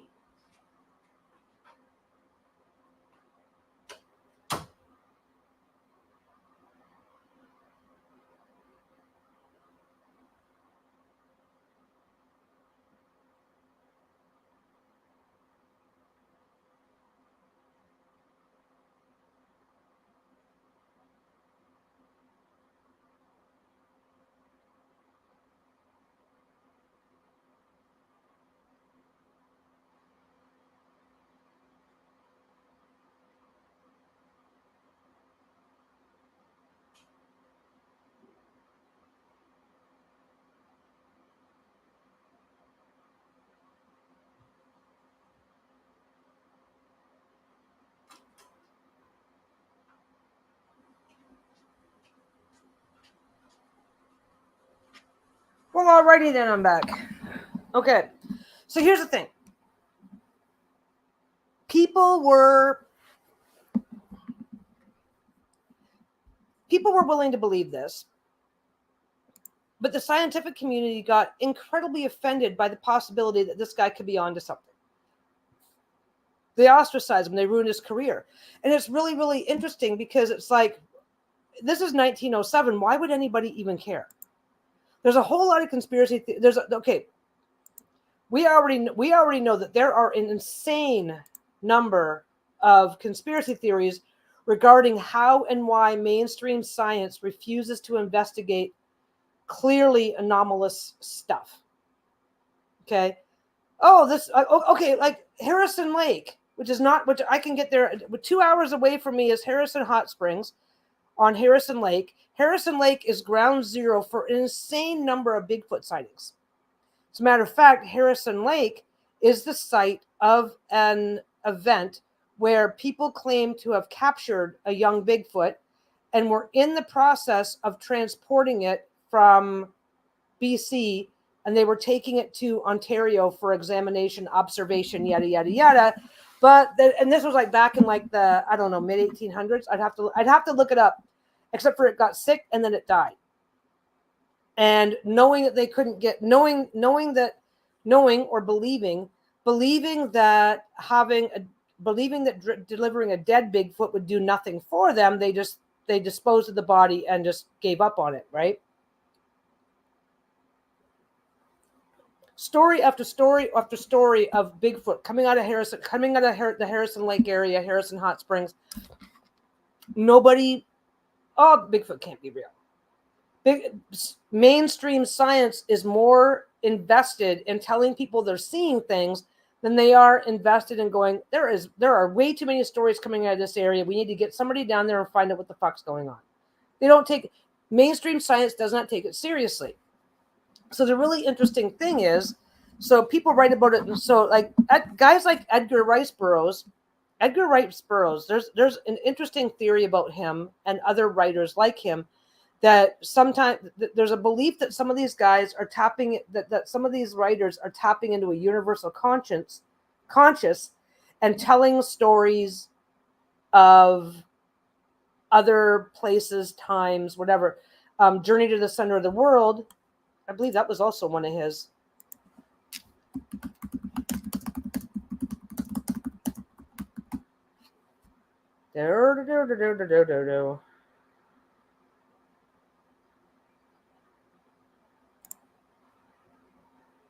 Come on, who wrote it?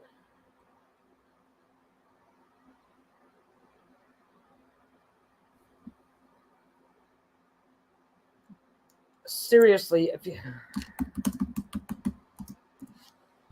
Jules Verne and Edgar Rice Burroughs. There are theories about both of these guys. Yeah, Jules Verne. There are theories that both of these guys are tapping into a universal intelligence, unconsciously or consciously, and writing these stories. Because don't forget, I used to tell my kids stories, right? And you exaggerate, you make it exciting, you do this and you do that to capture their interest, but you start off with and there are people who theorize that these guys accidentally or otherwise tapped into a universal knowledge and were not necessarily writing stories, but reporting extravagantly, but reporting on actual things. And it's kind of funny because the idea that there is a dead or dying civilization on Mars, it's not new. People believed that shit back in the 1800s.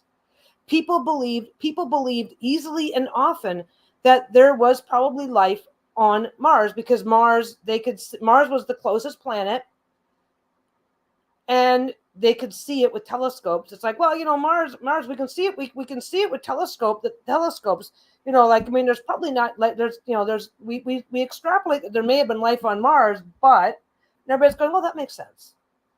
People were ready to believe it, and yet by the time World War II was over, absolutely fucking not. No, only a lunatic would believe that. And professionally, yeah. All mythology and religion is tapping into the collective unconscious, but it doesn't mean any of it's objectively real. I have so many pet theories and thoughts and ideas about that shit. I really, really do. I have so many thoughts about this shit because we see stuff and we expect this literal thing. We see this stuff. Every single thing you see, you have to define it by your own perceptions, and that's why two people can see the same thing and come away with two different ideas on what just happened, what they saw, what they heard, whatever, because you have to define it through the lens of your own perceptions. And so, yeah, mythology and religion. I think there is a collective unconscious. I do believe in their that's what they call the Akashic. That's got a relationship to what they call the Akashic records, the Tree of Life, the Kabbalah. They're all interrelated like that, and I think that we all interpret it just a little bit differently. But the thing is that a lot of people, like you look right now, the Bible is one particular document, right? But when you look at Bible stories for kids, they're expanded. They're made more exciting. The dull, dry stuff is taken out in exchange for really focusing on, Joseph Campbell and Carl Jung. Yeah, they had their you know what? Even Freud, was it Freud, id, ego, and superconscious?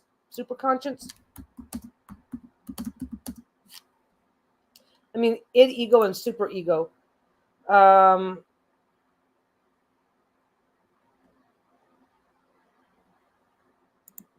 Yeah, Freud. The id, the ego, and the superego. Thing is, the id and the ego, like the lizard brain, the current brain. The id is the primitive brain. The id is the primitive brain. The ego is the day-to-day active brain, and the superego is, I call it the hindbrain. Hindbrain sees all, knows all. That's how I define it. Like the hindbrain. Here's the thing: the hindbrain, the superego, misses nothing, right? The superego is responsible for our dreams. That's why dream interpretation is so fucking it's fun and it's difficult all at the same time because, Freud. Okay. Freud had too many other fucking issues.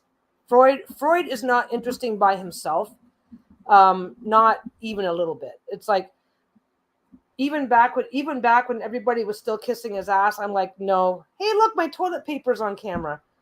My God, you know what? I love those Costco packs because they're cheap, but where the fuck do you put them?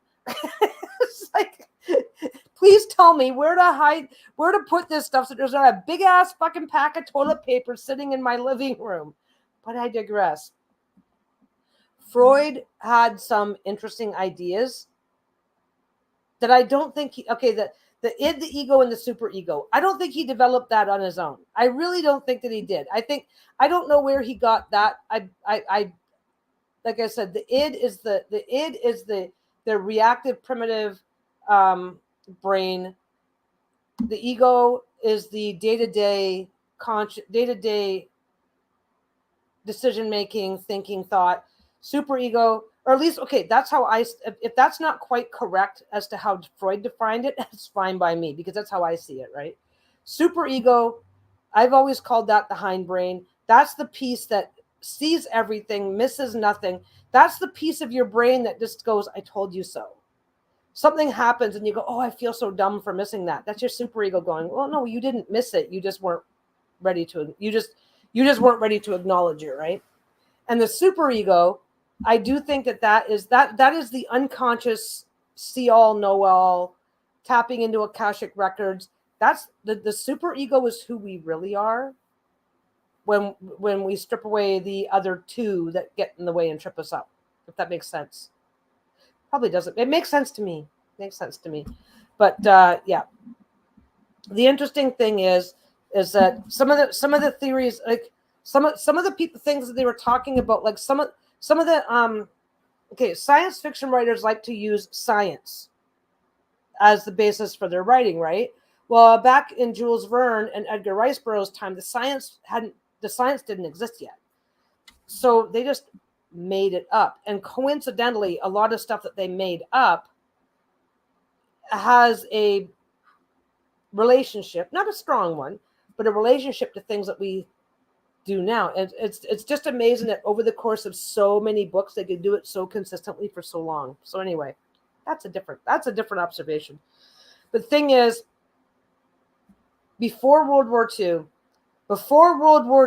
a lot of things people had no problem believing, because we talk about this now in the 2000s. We talk about how, people, if we found proof of UFOs, people would panic, people would this, people would that. And it's like, because we have spent from the 1945 until now convincing them that they should. Oh, I didn't know that about Jung. I gotta look him up. Jung was psychic, had at least one spirit guide, read tarot, and was into astrology.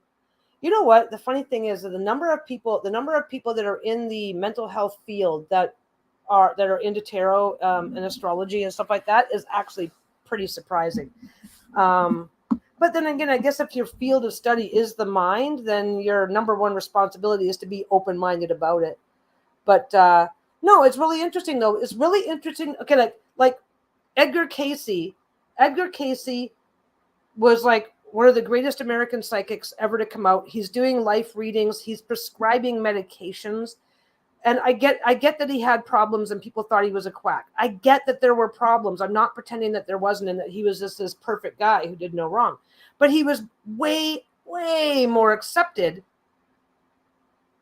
If Edgar Cayce were to start doing anything now, the current Edgar Cayce of the world wouldn't dare tell even his closest friends, oh, hey, when I do this, I go into a bit of a trance and this happens.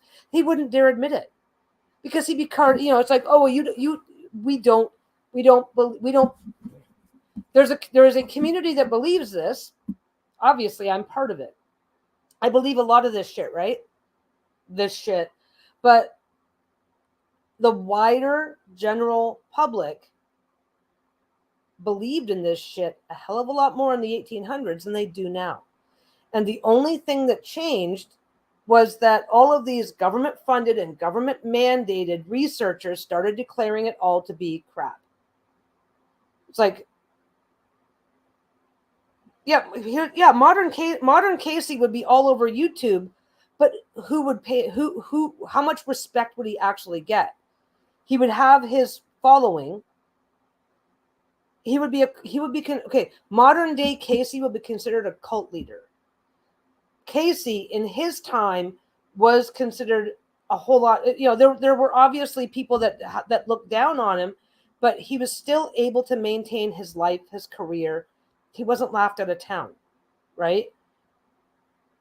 There's a big difference, the general public perception of this sort of thing, and it's really, really, really mind-bendingly strange how we went from we were more open-minded in 1900 than we were in 2000. In 100 years, and a lot of but because like a researcher will return the results they're paid to return. Why are these researchers even giving a shit what Lowell had to say? Who told them to have more than a generic? Who told them to ridicule this man and damage his career? It's like, that doesn't make a lot of sense. It's like, you got to, as a scientist, you have to make assumptions and take risks and stand up for your belief and blah, blah, blah, blah, blah. It's hard to describe. I don't know how best to describe it. But I find it really, really interesting, because what we believe, and we have created this modern paradigm that, oh, when you reach back 100 years ago, humans were incredibly backwards and stupid and this and that. And yeah, Freud is accepted by the medical industry and Jung is rejected and ignored by the medical industry. And why is that when Freud is the more problematic person? Freud is way more problematic and has been discredited over and provably discredited over and over and over again for a lot of his theories and a lot of the things that he talked about. And like I said, the id, the ego, and the superego, that's one small piece of his entire career, right?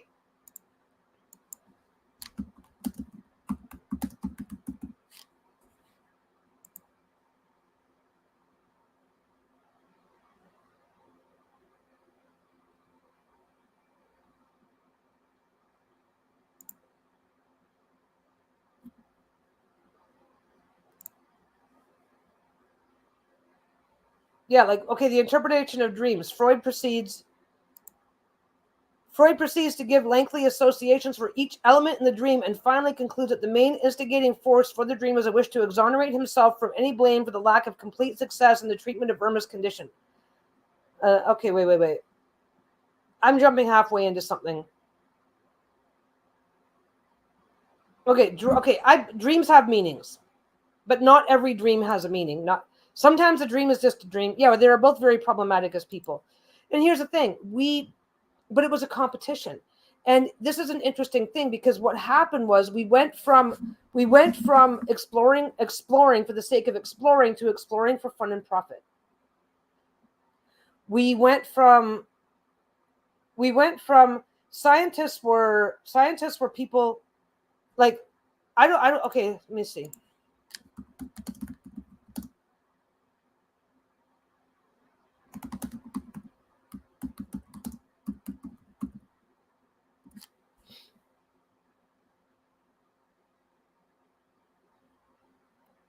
No.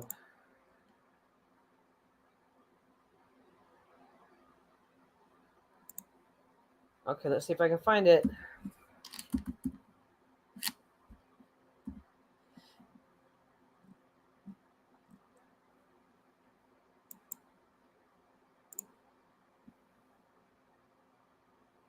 Yeah, in 1877, the Italian astronomer Giovanni Schiaparelli purported to have discovered a series of Martian canals.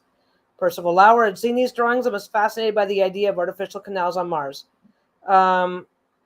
In the winter of 1893, he devoted to use his wealth and connections to establish an observatory in the U.S.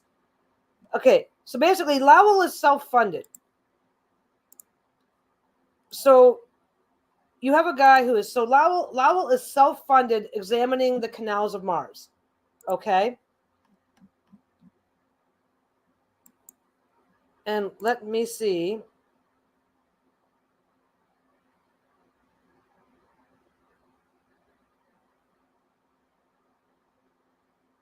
Putnam Center, blah, blah, blah, blah, blah. Basically,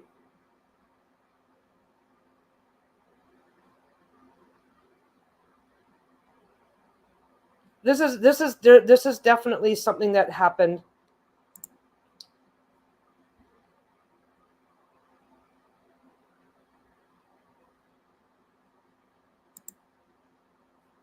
Yeah, Freud dug down into the dark base of the unconscious. Jung looked up to the elevated spiritual nature of the unconscious. Both relevant, but Jung was far more interesting to me, at least. Yeah, because basically Freud was very pessimistic about everything. I don't know much about either of them, and I'm going to own that right up front. I could not talk details about either of these men at all. I really can't. But Freud was far more pessimistic. Jung was a lot more about growth, personal change. Like Freud was all about, oh, we need to cut off, I don't know how to describe it because like I said, I don't know much. And what little bit I know about what little bit I don't really know a lot about either of them. I don't really have a lot of interest in either of them. So, I mean, I own that right up front. But yeah, Freud was very pessimistic and was basically like, I don't know. Jung was far more about you could move on to better and more positive things in your world. Freud was more about, oh, you're fucked. Here's how you're fucked. Let's just mitigate how fucked you are. I don't know. That's about all I really know about either of them. So it's like, so Jung was a little bit more optimistic, but sometimes to the point of ignoring problems that needed to be dealt with. Freud was pessimistic to the point of ignoring any. But that's, like I said, that's about as far as it goes. And I really don't know that much about either of them, to be perfectly honest. But no, it's kind of really interesting though. It's like, so Lowell is self-funding his research, and the people who are being supported and paid by other people are ridiculing him. It's like, did they really have a problem with his theories, or were they just trying to protect their own income? Because it is a fact of research. It is an established fact of modern research that your goal as a scientist, if somebody is funding you to look something up, your goal as a scientist is to provide them with a result that is beneficial to their perspective. And it's kind of interesting that at the same time that governments and private institutions were funding research, was at the same time that private citizens like Lowell, using their own money, was falling out of favor rapidly. But that's I don't know. That's just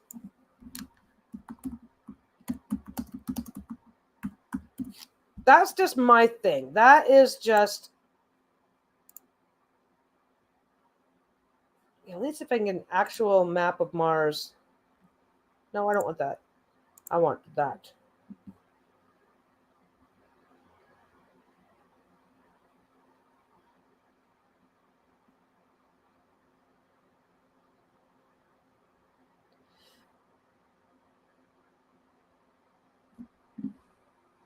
Come on. Is there an actual map of Mars?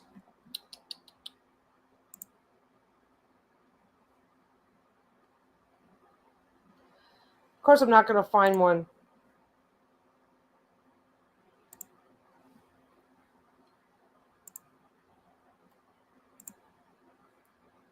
This is a map of Mars right here. This is...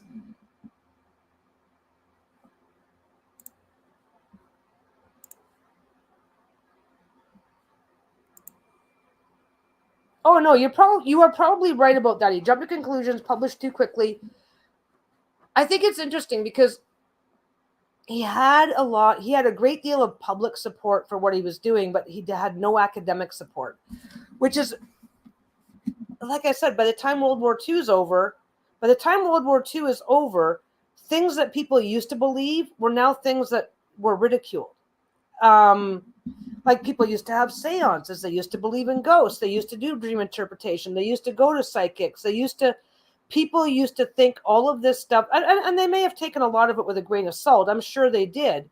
But by the time World War II was over, it was only a lunatic would do that. Only a person with severe mental problems would even... How you must not be very smart to think this is real. Whereas believing in the canals of Mars was like, oh, you could be intelligent. You could be you could believe, oh yeah, I think that there was a civilization on Mars that died out because of lack of water, and you were not ridiculed for it. Now it's just like, yeah, it's getting better. Yeah, I'm not finding what I was hoping to find.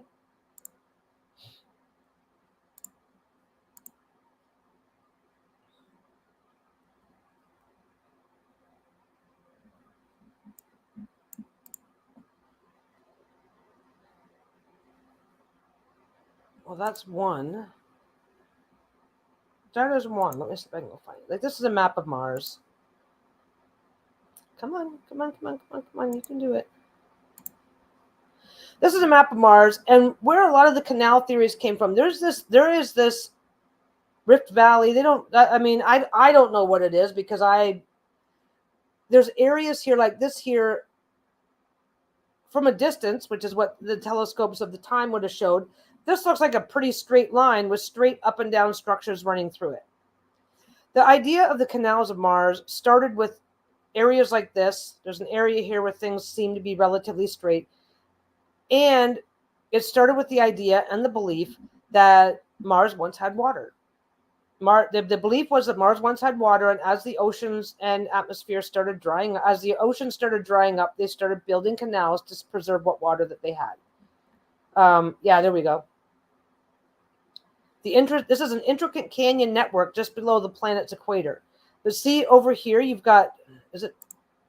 Of course, it's not up on screen. Jesus Christ, I gotta learn to do that. I gotta learn to do that better. Okay, so this is Mars in general. This is the area that I was just mentioning here. Okay, and then when you go down, you get this area here. So this is a giant canyon structure. Okay, and up at the end here, you've got these straight lines coming in that, with the strength and capacity of the telescopes that existed. This canyon is 8 kilometers deep. It's it's referred to as the Grand Canyon of Mars. It makes the red planet home to the largest known canyon in the solar system. So this is an 8-kilometer deep canyon, which, like I said, with the capacity of technology that they had at the time, these would have looked very, very suspicious. Coming back up to the main photo, you've got little areas here that seem to have straight lines. So yeah, I don't know how much better. Another one there. So yeah, I can definitely see where somebody with a telescope, time, and a theory would go, this is way too strange not to be something important. It's actually an 8-kilometer deep canyon is a pretty fucking deep canyon. But anyway, I digress. So the thing is that they're observing seasonal changes of shadowing on the surface of Mars. They're seeing advancing and receding of the polar ice cap. And I don't know what they saw. I don't know that they saw much. But when you live in a society that often and easily, didn't they just announce today a rock with crystals found on Mars? Yeah. Oh, they've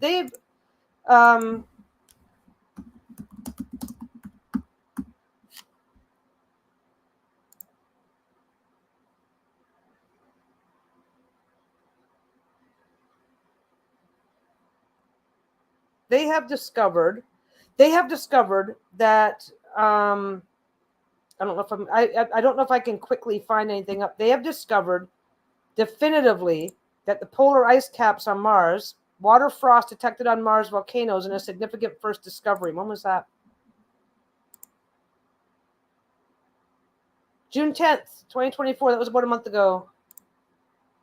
Oh, that's the Martian. Is there anything else that's interesting happening here? I don't know what that's about. Okay. So this is a volcano in Mars. The researchers calculate the frost constitutes at least 150,000 tons of water that swaps between the surface and atmosphere each day during the cold seasons. That's the equivalent of roughly 60 Olympic-sized swimming pools. Like we're not talking tons and tons of water. They captured over 30,000 images of water frost, which were then analyzed by a team of international researchers, according to the study.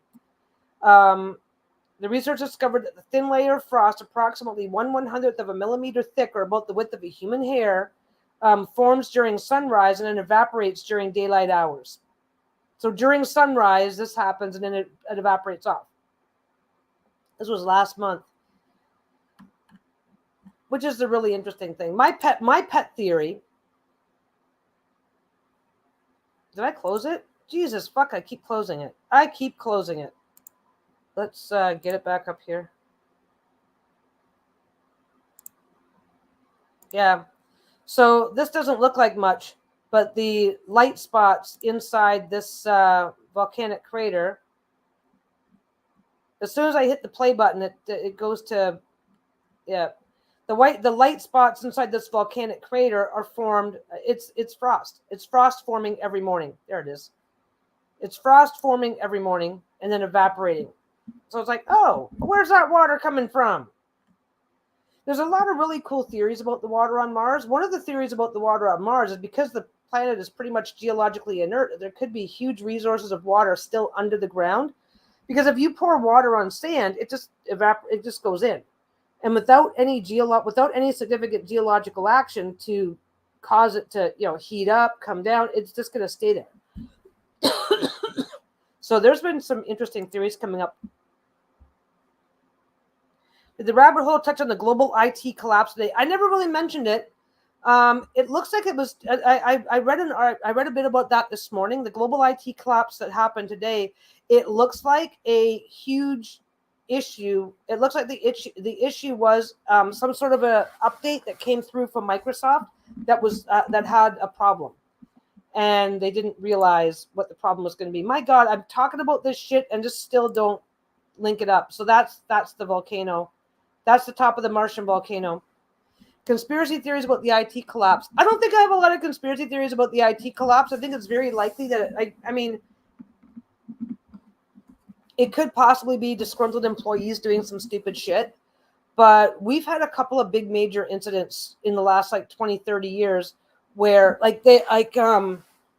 Microsoft did a great big job. I got hit by this one. I got hit by this one when the kids were little, called the Sasser virus. Microsoft did a big major update.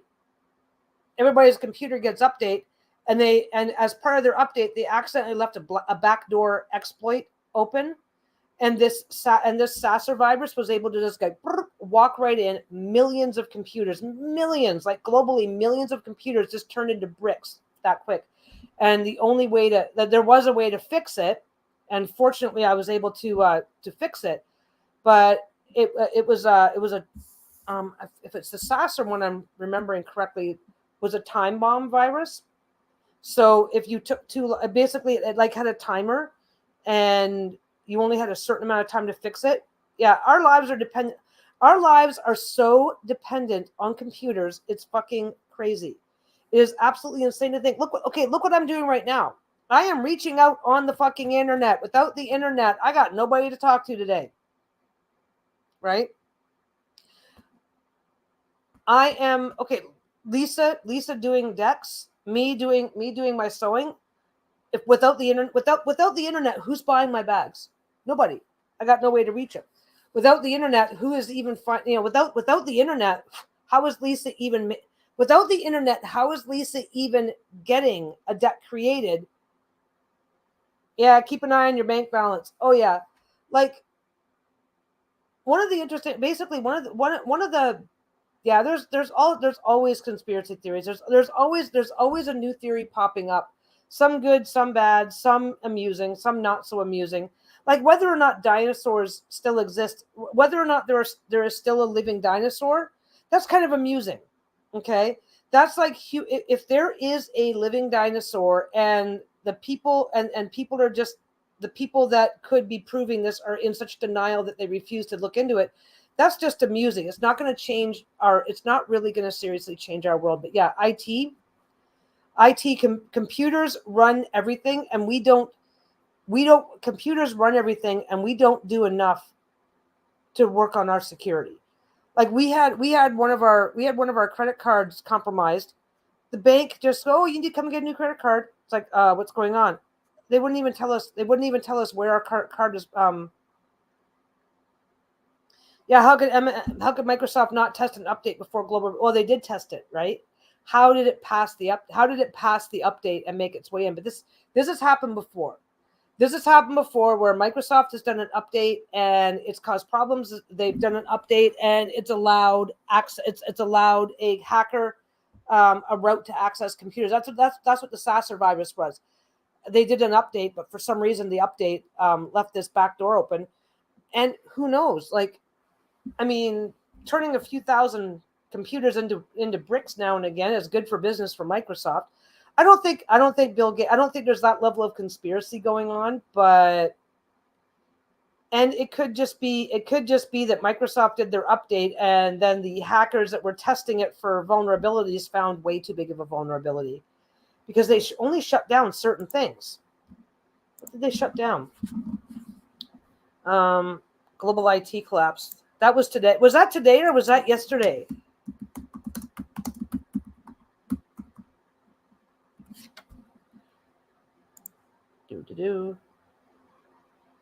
Global IT collapse put cyber firm CrowdStrike in spotlight. I'll tell you right now, I firmly believe that some of these companies that are invested in fighting malware and fighting computer hacks or stuff like that. I believe some of these companies are actually helping to create it so that they have a consistent market. But a glitch caused global fallout after crashing Microsoft systems. CrowdStrike is a top provider of corporate protections software. It's amazing that CrowdStrike was able to do this. It's amazing that this system crash didn't affect home computers. Come on, are we going to open up? We're not going to open up. A massive IT failure that grounded flights, upended markets, and disrupted corporations around the world as one cybersecurity company, CrowdStrike Holdings Incorporated, known as a dominant supplier of software that protects businesses from ransomware attacks.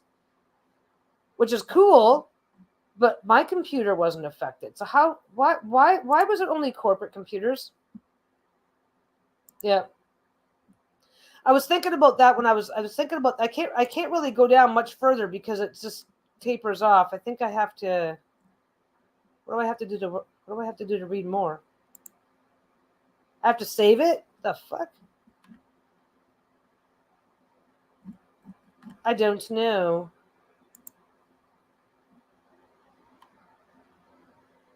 Okay, New York Post, they're not bad. Let's take a look at them.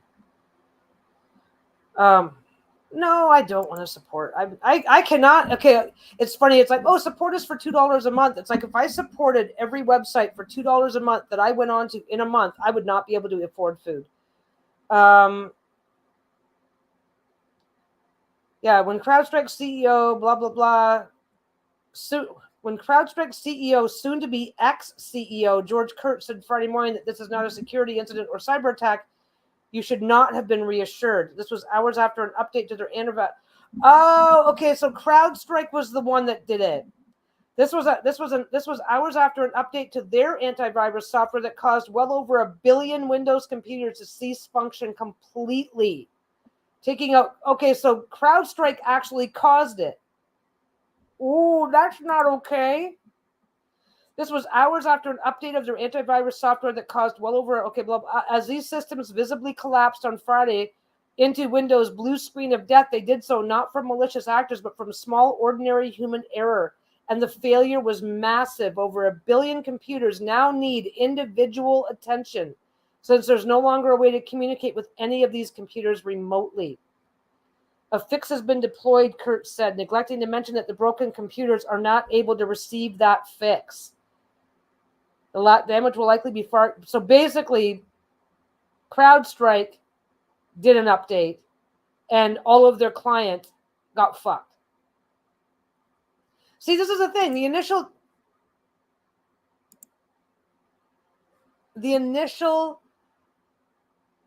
thing that I read made it seem like this was related to a Microsoft update. It's like, no, this cybersecurity firm fucked up.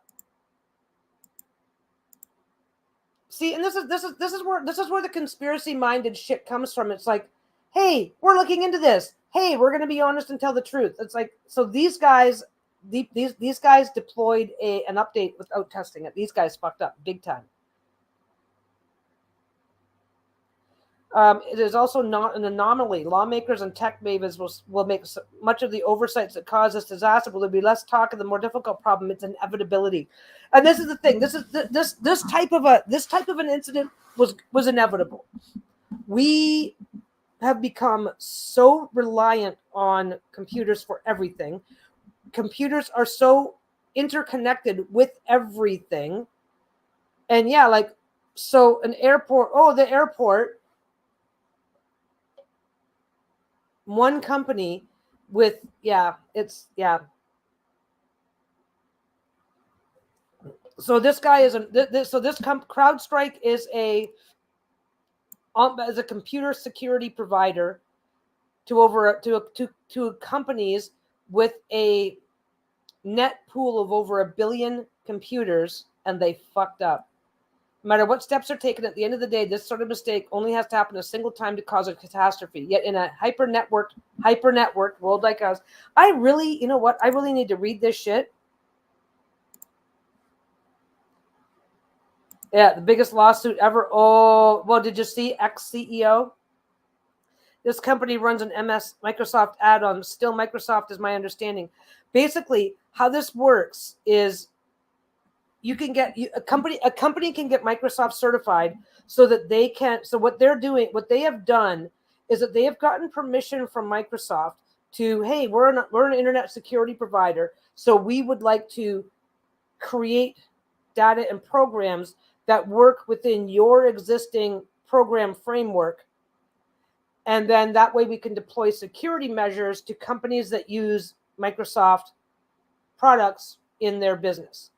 So it's like I make bags.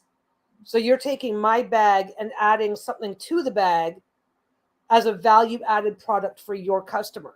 So Microsoft has given them permission to do so based on whatever agreements that they have, but Microsoft isn't. Okay, let me back up. That's generally how it works. That is generally how it works, that Microsoft will be giving these guys permission to, because you can, they're giving these guys permission to build a security program around Microsoft products. So there's going to be a permission agreement there, but that these guys are not working directly with or for Microsoft, right? Now I don't know. That's the assumed idea for a lot of these Microsoft add-on that's my assumption when it comes to most companies that do Microsoft add-on, whatever. This company, if this company is running updates out to 1 billion computers, they may or may not be working a lot more directly with Microsoft. But the minute you read soon to be ex CEO, you know right there, as soon as it says soon to be ex CEO, you know right there that it was these guys. These guys were the major fuck ups. 20 years ago, the internet was a mishmash of competing and barely compatible standards and providers, which is true. That's why we've got USB, USB-C, USB micro. That's why no two things can plug into each other, right? In a hyper networked area, like I said, I gotta read this shit first before commenting, because this is saying exactly. A number of possible catastrophes are so great that we cannot hope to anticipate and protect against them all.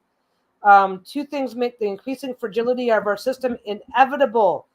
Is the increasingly dense network of computational systems that organize and support our societies. And you know what? And AI is going to, we don't know how much AI they're relying on in order to do this shit. And AI is not perfect. Introducing a new piece into this network connects it all to the other pieces, not just one. And this could also be that them updating security on their computers may have fucked up computers that then needed to access their client system. Like if you are, like when I log into Etsy, I'm accessing their system, I'm accessing their database, right? So if these airlines, like what happens if every travel agent trying to access the airline to book tickets now gets a kickback that ruins their computer, right? The second cause of the fragility is ironically how we try to consolidate all these individual pieces of technology to reduce that complexity. 20 years ago, it was a mishmash. As giants like Amazon, Google, and Microsoft dominate and standardize the practices, they only bind these systems more tightly together, which is true. They bind the systems tightly together, but they're not doing enough to protect the systems that they are binding. Friday's outage only affected Windows computers, but that is cold comfort when they make up a majority of desktops and servers in the world today. And if my job relies on accessing these companies that I can no longer access, I can no longer do my job no matter what I'm running. There will be many recriminations the upcoming weeks, none of which will feel sufficient or satisfactory. While individual actors and negligent companies might be punished or fined, no one will walk away from this feeling safe that it won't happen again, because it will. Okay, this guy's pretty much saying what I would be saying. So we must change our attitudes to one in which potentially catastrophic changes move more slowly and more carefully through our dense interconnected networks. Updates, even the safest ones, should never be global or simultaneous. The next CrowdStrike is coming, but if we slow things down For a moderate cost of efficiency, we can gain invaluable hours to minimize its damage 1,000-fold. You know what? That is one of the biggest things that we deal with. One of the biggest things that we deal with is we are so impatient.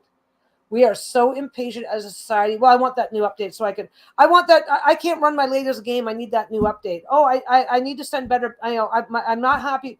I already send 10 megapixels, 10 megabyte files for a single photo. It's like, okay, so you're sending the file space required to take a single photo on your 10 megapixel, whatever fuck camera is more computational power than they had to put the first man on the moon. And we are so fucked. Oh, I want that update. I need to get that update so I can blah, blah, blah. I need this. I need that. We have this ADHD level of impatience to just have everything right now. And so companies are responding in kind and then fucking it up. We want every single experience to be as quick as McDonald's. Hey, my phone just went off. What's going on?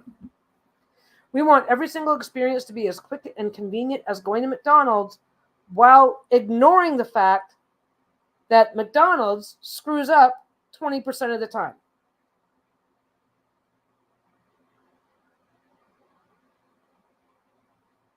Oh, I gotta get going.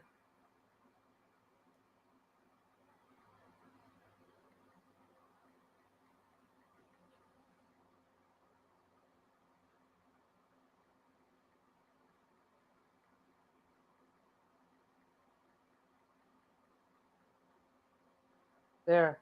Okay. So, yeah, like, okay, I was going to take, okay, when we moved in here, we decided I was going to retire, right? It's like, you can get yourself a part-time job. This was like 8 years ago. Your leg is too fucked up for what you're doing right now. Just get yourself a part-time job. We'll figure it out, blah, blah, blah, blah, blah, right?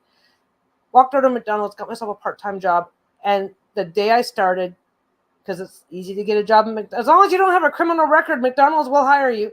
It's like, okay, this will keep me out of the house, keep me busy, right? The day I got hired over there, they were celebrating because they had just had a secret shopper come through and they scored 80%. It's like, whoa, whoa, whoa, whoa, whoa. That means you're screwing up 20% of the time. Okay? Without any thought to the possible ramifications, expect a McDonald's level speed and convenience without thinking about. But anyway, that's me trashing on the culture and stuff that created this monster, that helped create this monster where we're at right now. But no, we're definitely gonna see some huge changes in how we handle our day-to-day tech. We have to. And if we don't, that's just a huge fucking red flag. But anyway, I gotta get going. Lisa is on her way, and tonight is date night. So I am going to go, and I will see you on the next one. We need a topic. We need to actually pick a topic for next time. We haven't picked a topic for we've kind of got. I don't mind jumping down. I don't mind jumping down the rabbit hole and doing whatever. But we've kind of skipped thinking of. We kind of haven't been bothering to think of a topic lately. It's kind of fun for me to just do and see where we end up. So that's fine. I don't mind that. But if anybody can think of a topic, absolutely let me know. Leave a comment, do whatever.